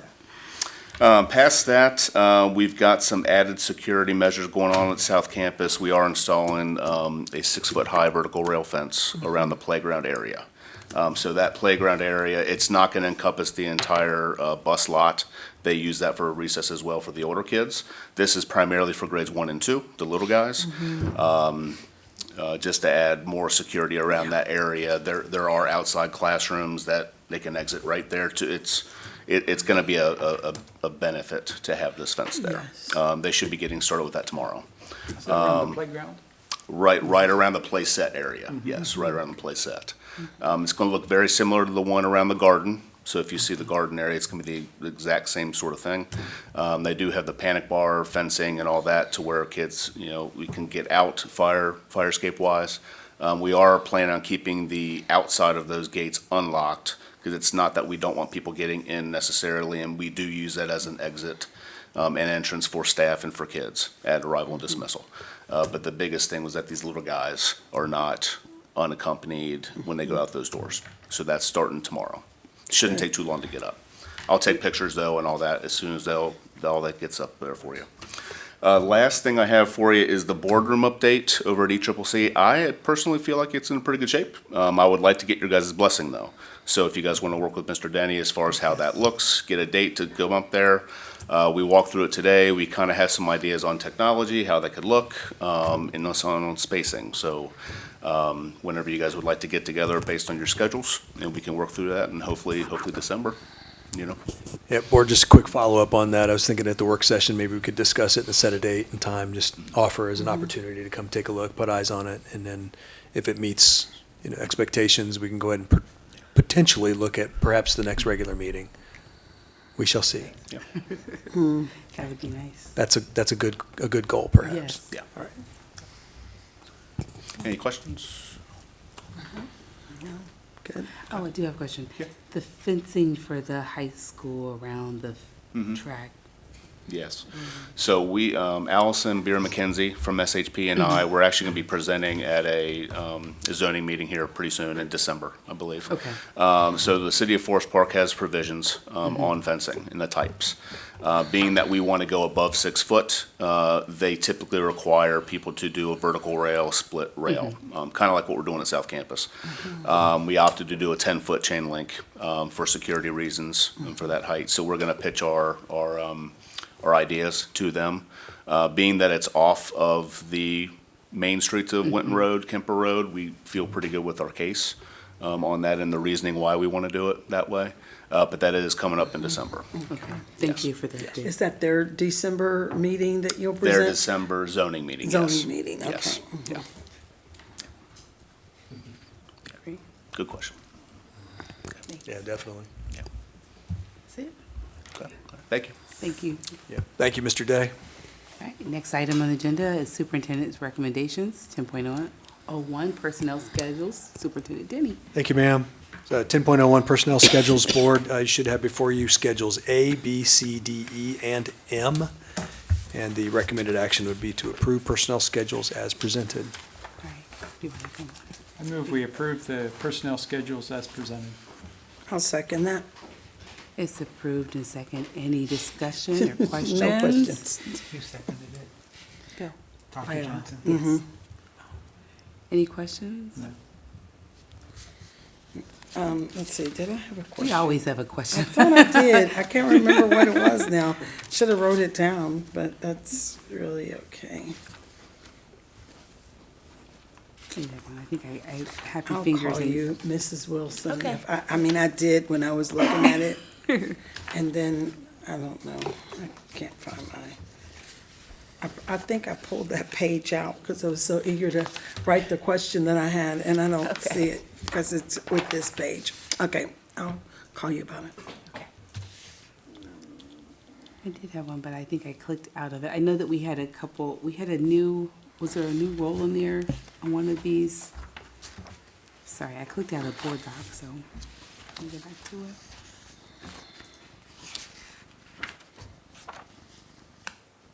I guess it wasn't important. I don't have anything else. Do you think of anything? May have been the same one Exciting. that I had though, but yeah. Yeah, I clicked out of, I was happy fingers closing my tabs on my computer, and I closed out of the board document, so I'm like, oh, well, that was It's really changed a successful. couple times since, Yes.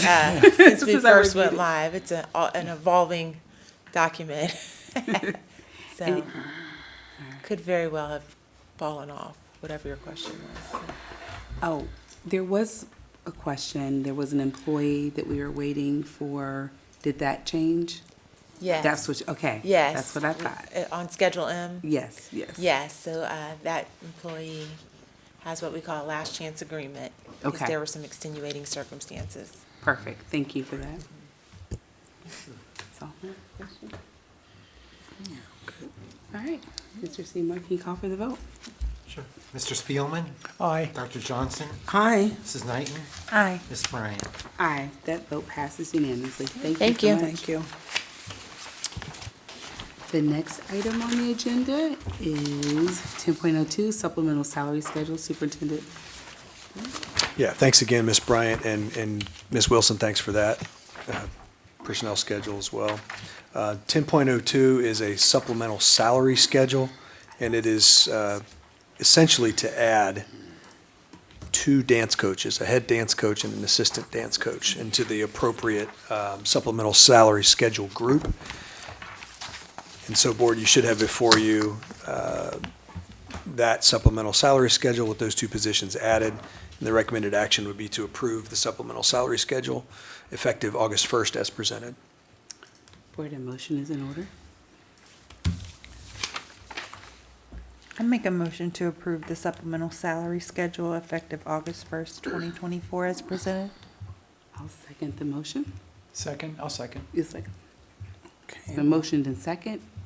Questions? Which group do you remember which group the changes were in? 5 and 6. Yeah. What, oh, I thought it was The bottom of four. 5 and the bottom is end of 6. Yes. Oh, yes, okay, bottom Yeah, of good 5. question, correct.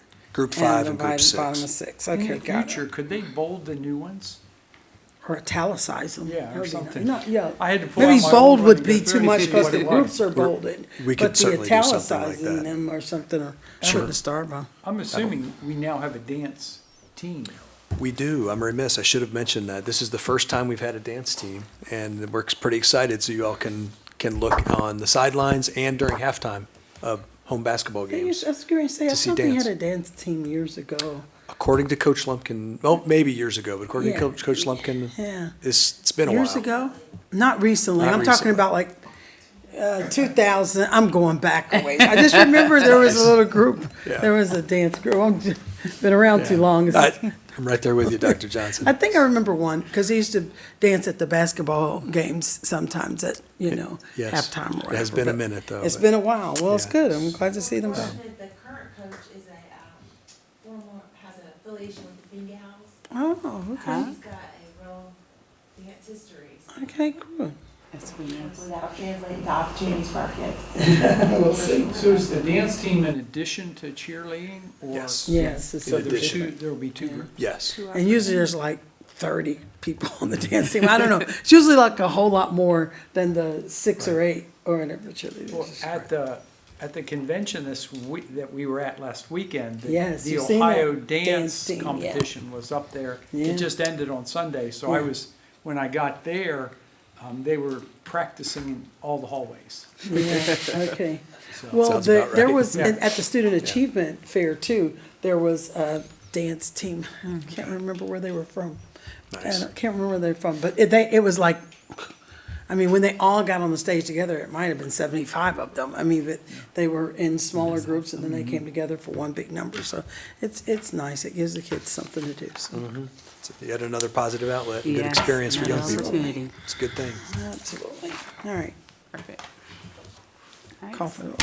So it's been motioned in second. We had our Yes. questions. Mr. Seymour, your turn. Mr. Spielman, Aye. Dr. Johnson, Aye. Mrs. Knighton, Aye. Ms. Bryant.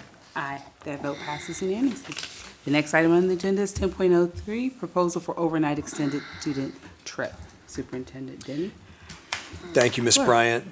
This item is a proposal for an overnight field trip or extended student trip for our esteemed Winton Woods High School varsity girls basketball team. This is over the dates of January 18th through 20th, 2025, and it's in Millersburg, Ohio. And this is a really good opportunity for exposure for our young ladies. Takes place during Martin Luther King weekend. It has for several years. It's called the Classic in the Country. And so there's over 250 college coaches attend this, and it's just a wonderful chance for college coaches to scout prospective athletes, including our student athletes. And so, Board, the recommended action would be to approve this proposal for the overnight extended student trip to Millersburg, Ohio, on the dates of January 18 through 20, 2025, as presented. Great, thank you, Superintendent. Board, a motion is in order. Madam President, I'd like to make a motion to approve the proposal for the overnight extended student trip for the Winton Woods High School girls varsity basketball team, January the 18th through the 20th, 2025, for Millersburg, Ohio, as presented. I'll second. It's been motioned in second. Any questions? I just had one question. They said they needed it by the 13th. Are we too late? On the cover, it says Yeah. date which proposal is needed. Today's the 18th. November 13th. Are they gonna be able to get this in still in time? It's my understanding. Yeah, okay. I like the idea that they put all the information in. If we didn't notice on step number 2, where it talks about related and educational programs, the cumulative grade point average for first quarter for the girls' basketball team is 3.36. It's got to be noted. They're students and they're athletes, so that's pretty cool. Absolutely. That is pretty cool. Yeah. I'm assuming this is a school district expense, correct? Correct. So- Athletic department expense. Okay. How do we determine who gets to go to tournaments like that, like this? I mean, there's a vetting process and available funds drive some of it. Okay. And this one's been a tradition for several years. Yeah, that's what I was going to say. We've done this one for several years. They even list the number of young ladies at the top of page 2 who Yeah. have, received scholarships as a result of being seen at these events like this. But usually, whoever's on the team goes. So if it's 12 players or 15 players or whatever. Well, it's And, my- yeah. It's so- my understanding, and correct me if I'm wrong, but I think the athletic boosters and things can help fund these things. And I will say the girls' basketball team is very active in the boosters, so I think things like that can also determine who those booster funds go to, when it comes to decision-making from the boosters group. Like, do we want to, fund this proposal that the girls' basketball team gave because they volunteered for 10 events when someone else asked for something, but they volunteered once, or, I think that kind of determines too. Okay, thank you. Yeah, good question.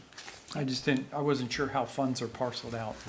No, very good question. First come, first serve, or what? Any other questions?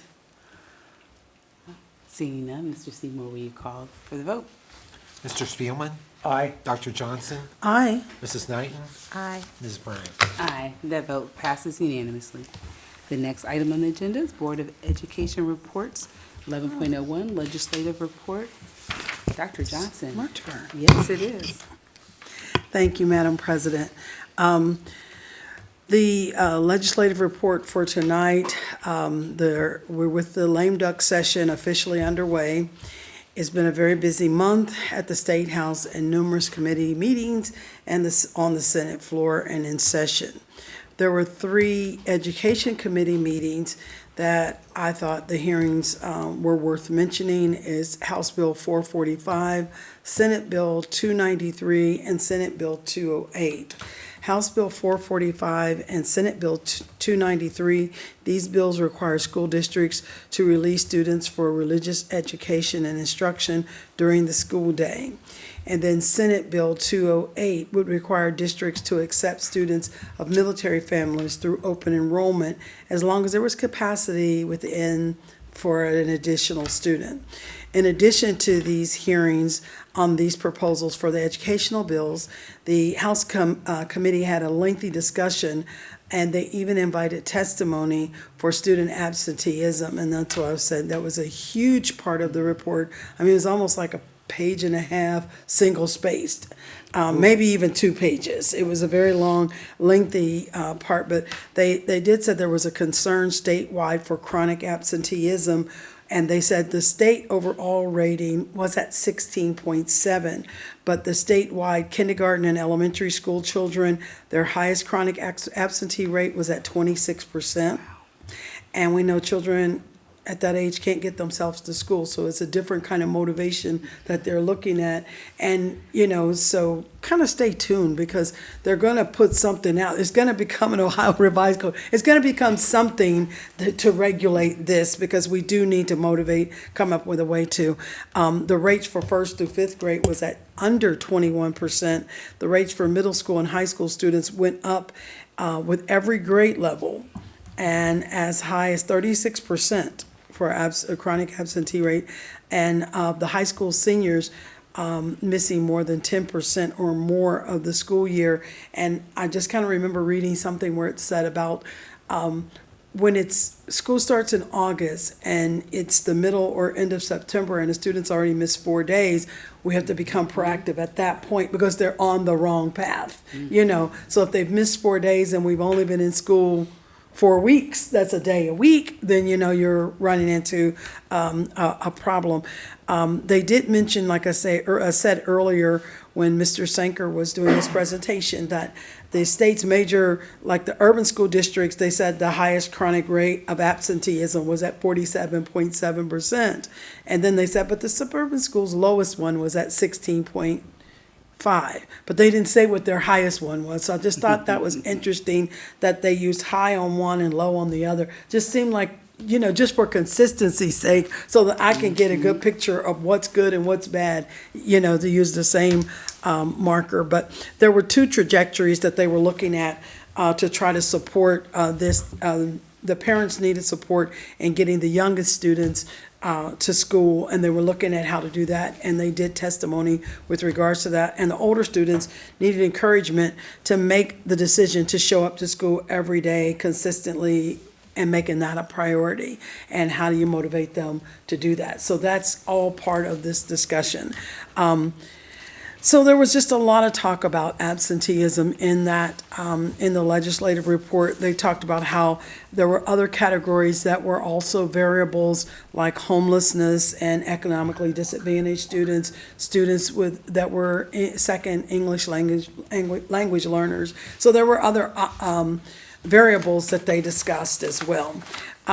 Also, I had mentioned this a few months back about the transportation on the buses, but the House Transportation Committee has accepted a substitute version of the House Bill 279, which is, it introduced the seat belts on school buses, and they actually want to require these occupant restraints to be installed on school buses within 5 years. So there's a lot of talk and there's a lot of research to try to determine whether it's really safer for the student to be strapped into the school bus if there was an incident, you know, on the bus. So there's a lot of talk, but there's a number of safety measures that they're looking at, and again, taking recommendations, and the governor has created a task force. You know, this to be continued. We haven't heard the end of that one. Senate Bill 295, that was aimed at addressing poor performing public schools and including buildings and school districts.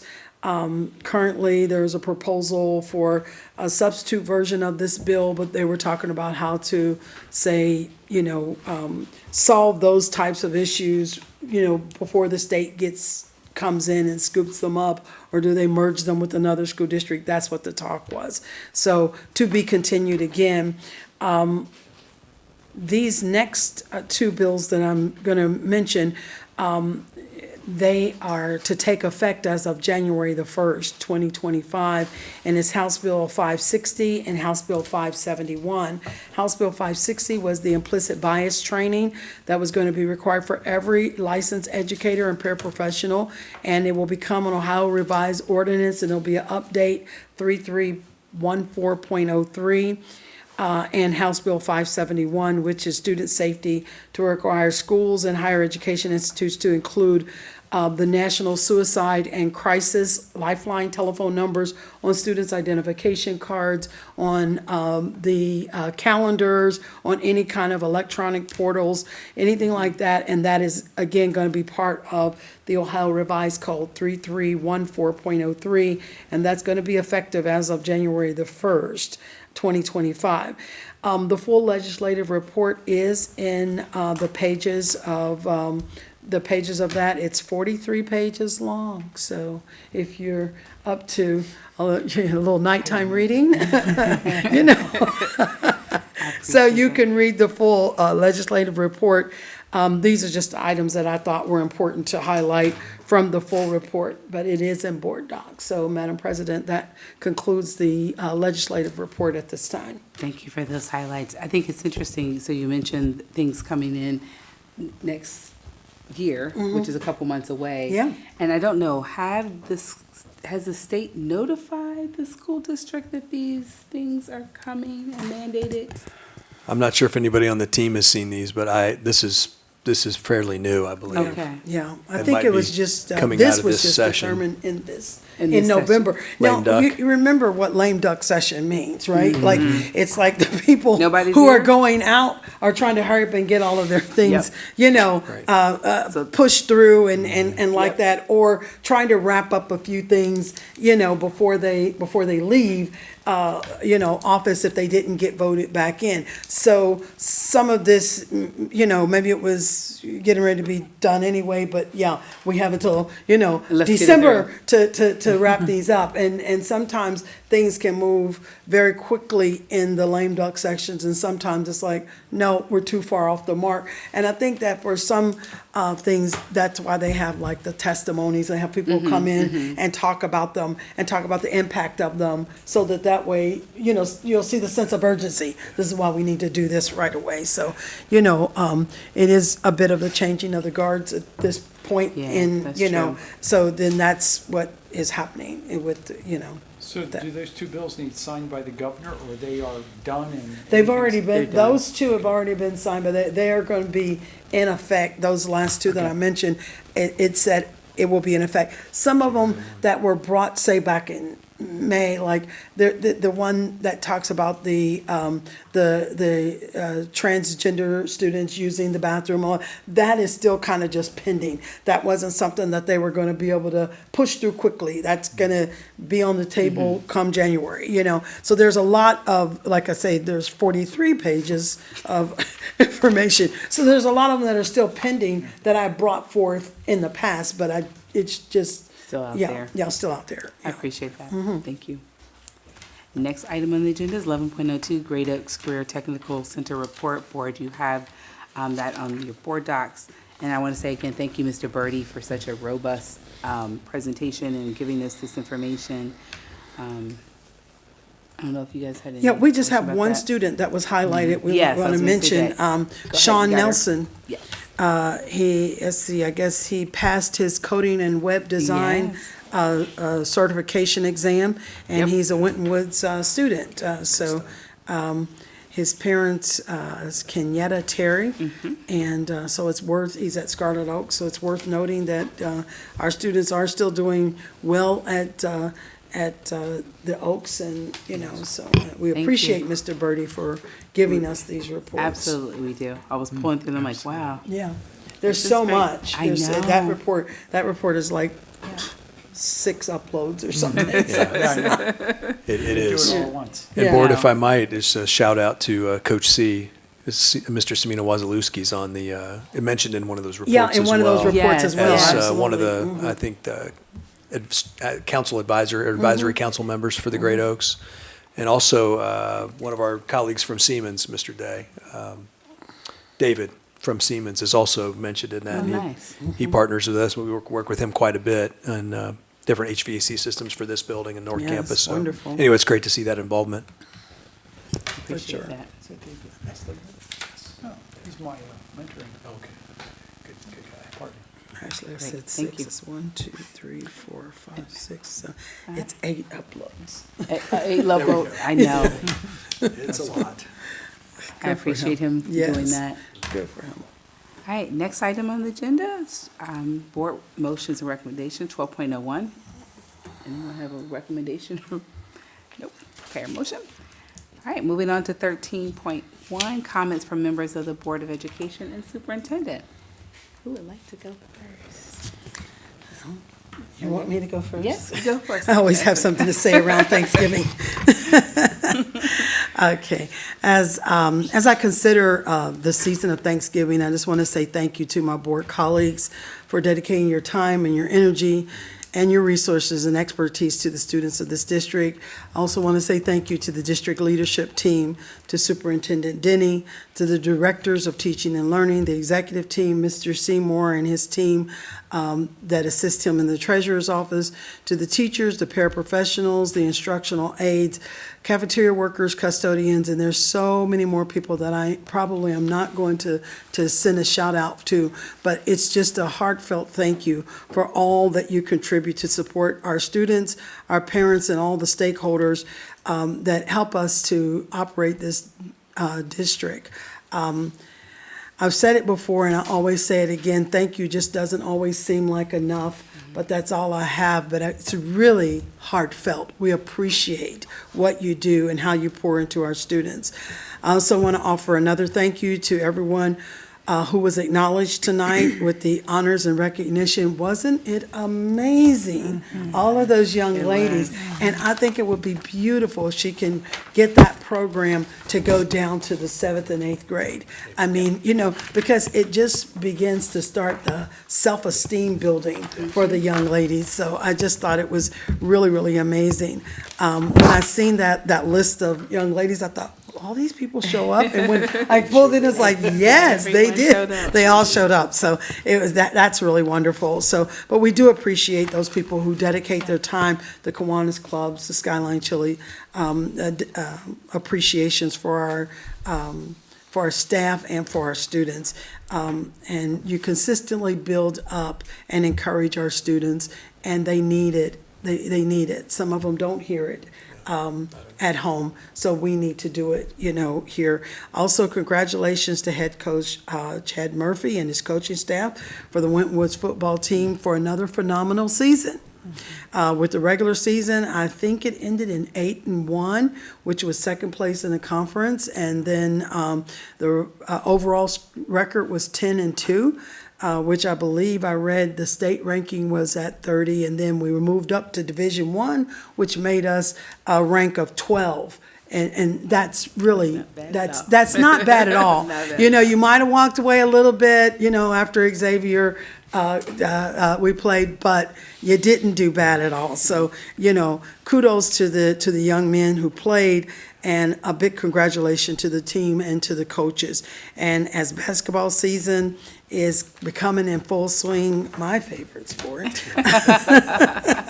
I'd like to thank the coaches who share their evenings and weekends. My husband and I used to coach back in the day, and we're going way, way back, way back, you know.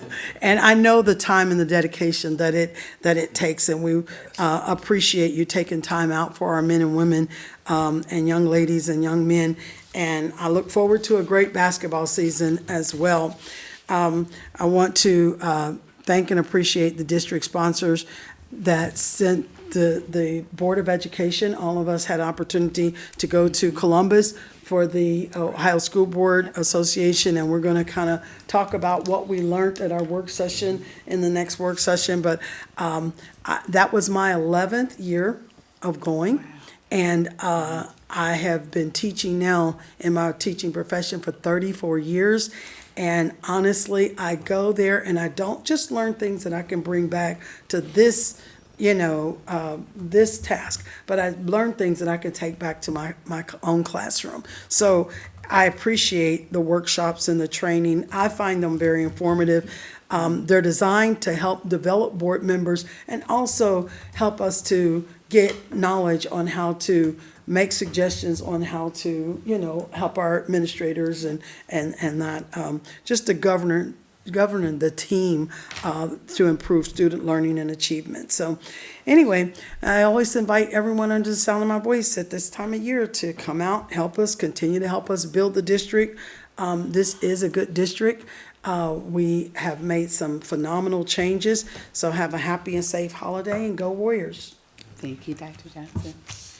Who would like to follow that?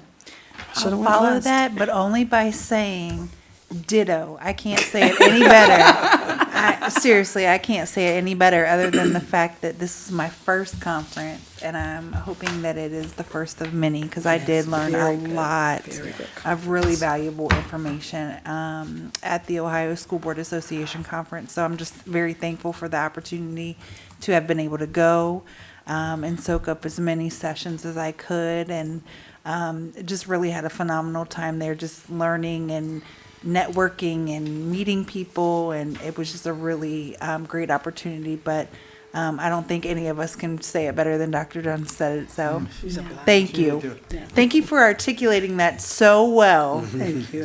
You did a great job. Yes. I would like to add to that. At the seminar, I learned just amazing, heard amazing conversations with people and people that presented. I got to sit down for 15 minutes probably with Sally Green and got to talk with her. She's the president of the OSBA. I had met her at our first training session, and so she recognized me, and we talked for about 15 minutes. Congratulatory remarks to the cast of the school play. I went to that Friday night, and it was A Murder is Announced, and everybody had to learn an accent. And one girl had to learn an accent. I'm assuming it was British, but one girl had a Hungarian accent, and we kept listening for him to come out of character, but it was dead on. And the little girl from Hungary, she said she was from Hungary as part of one of her talks, and it's like I could imagine her coming from Hungary. She was excellent, excellent. I'd also like to extend my congratulations to the boys football team on a great season. You hate to lose, but you had a great season, and everybody should be very proud of what they accomplished. All the students that received awards tonight, and Miss Webb, fourth grade teacher, for her award. And finally, Thanksgiving is next Thursday. Sorry. And it's a time to be thankful. So around our Thanksgiving tables, let's be thankful. Thankful for all the things we have. I was speaking to somebody from another country, and they don't have what we have. We're richly blessed, our families and our faith. And so when you sit down around the table, remember to be thankful for what you have, for your blessings that your family enjoys. Thank you. Yeah, thanks, Ms. Bryant. So just again, very comprehensive overview by Dr. Johnson, so I would certainly echo that and the points that she raised. I do want to shout out again to the varsity football team, but also the associated student body that attends with them, right? So the band is phenomenal, the cheer squad is phenomenal, so just kudos to them on a great season. And the number of student athletes that go through their entire high school experience and never get to be in one playoff game, let alone multiple. I think we just count our blessings for the great program we have here and the great athletes and student athletes that we have here. So shout out to them. I did have the distinct opportunity last week to attend the grandparent bake-off here at this campus, the PTA. It was absolutely a ball. If you ever get a chance to go with an appetite, but just be ready. So our PTA does a great job. I had a chance to touch base this evening with the PTA membership as well. There's a meeting right before this. And I just want to thank them for what they do. They are an amazing group, and if anybody's tuning in later in the public, consider joining. They do some really great things for our kids, for our schools, and for our staff. Also, we have a lot of great events coming up. Mr. Spielman referred to the fall play. We've talked about basketball games coming up. I just want to make sure that the public's aware we do have VIP cards for our senior citizens. And that's something that Ms. Jackson and I will be working on, trying to find ways to communicate so that more of our seniors in the community can take advantage of that. But it does entitle them to free entry and admission at a concert or a sporting event. And so all they have to do is call our central office to schedule a time to come pick it up, or stop by our central office to pick it up. What's a senior citizen? I believe it's age 60. Ms. Jackson, can you confirm? Yeah, okay, age 60. Okay. Thank you. Good question. Couple more, and I'll be brief. But this week is National Children's Book Week, and I didn't know if you knew that, but it is. It's kind of cool. Next week is our annual Kiwanis Club book contribution to all third grade students here at the elementary school. It's at 10 o'clock next Thursday. I'm going to try to make a special point to be here because it's a fantastic day. It's really fun. But just thought I'd point that out. And again, Next week, Or the week Thursday? after? It's the week after. So next week's It's Thanksgiving. Thanksgiving, right? oh no, it's this week. I'm so sorry. Okay. It's this Thursday. Okay. Thank you for checking me. No, I appreciate that. It is this Thursday at 10 o'clock, right here at the elementary school. So, 21st. yeah, fun stuff. Just a great chance for our kids to engage in that. And then finally, just a quick follow-up. There was a member of our community, a parent actually, that made some public comments last board meeting, and appreciated her for doing so. We appreciate people that do that. I did just want to say, this is something that we follow up on. I was able to have a conversation with her, and it was a very good conversation, and just invite people to participate in that way and know that it is taken seriously, and we do listen, and we are going to come back and make sure that we touch base with people like that. So anyway, just appreciation to her for that and her participation in the process. Great. Thank you. Thank you. Say, I love when Dr. Johnson goes first because that means I don't have to talk a lot. I want to say ditto, echo all of the board members' sentiments and Mr. Denny. When you think about being thankful, I am thankful for this opportunity. I don't think any of us take it lightly that we were elected to be here to serve the community, and we appreciate you for trusting us enough. We do hear you, we are listening, and I think we're poised to do great things. And thank you for the opportunity for OSBA. That was my third OSBA session, and I, again, every year learn a lot. I was trying to find my little notes on here because they were great presentations. One I attended was chronic absenteeism. One was about something about from the OSBA talking about agendas. So we're able to implement these things in real time about where and how you're supposed to sit. I know you notice our tables look a little different because they said we should be in conversation with each other. So we learned a lot of wonderful things, and we're able to bring them back here and implement them in real time.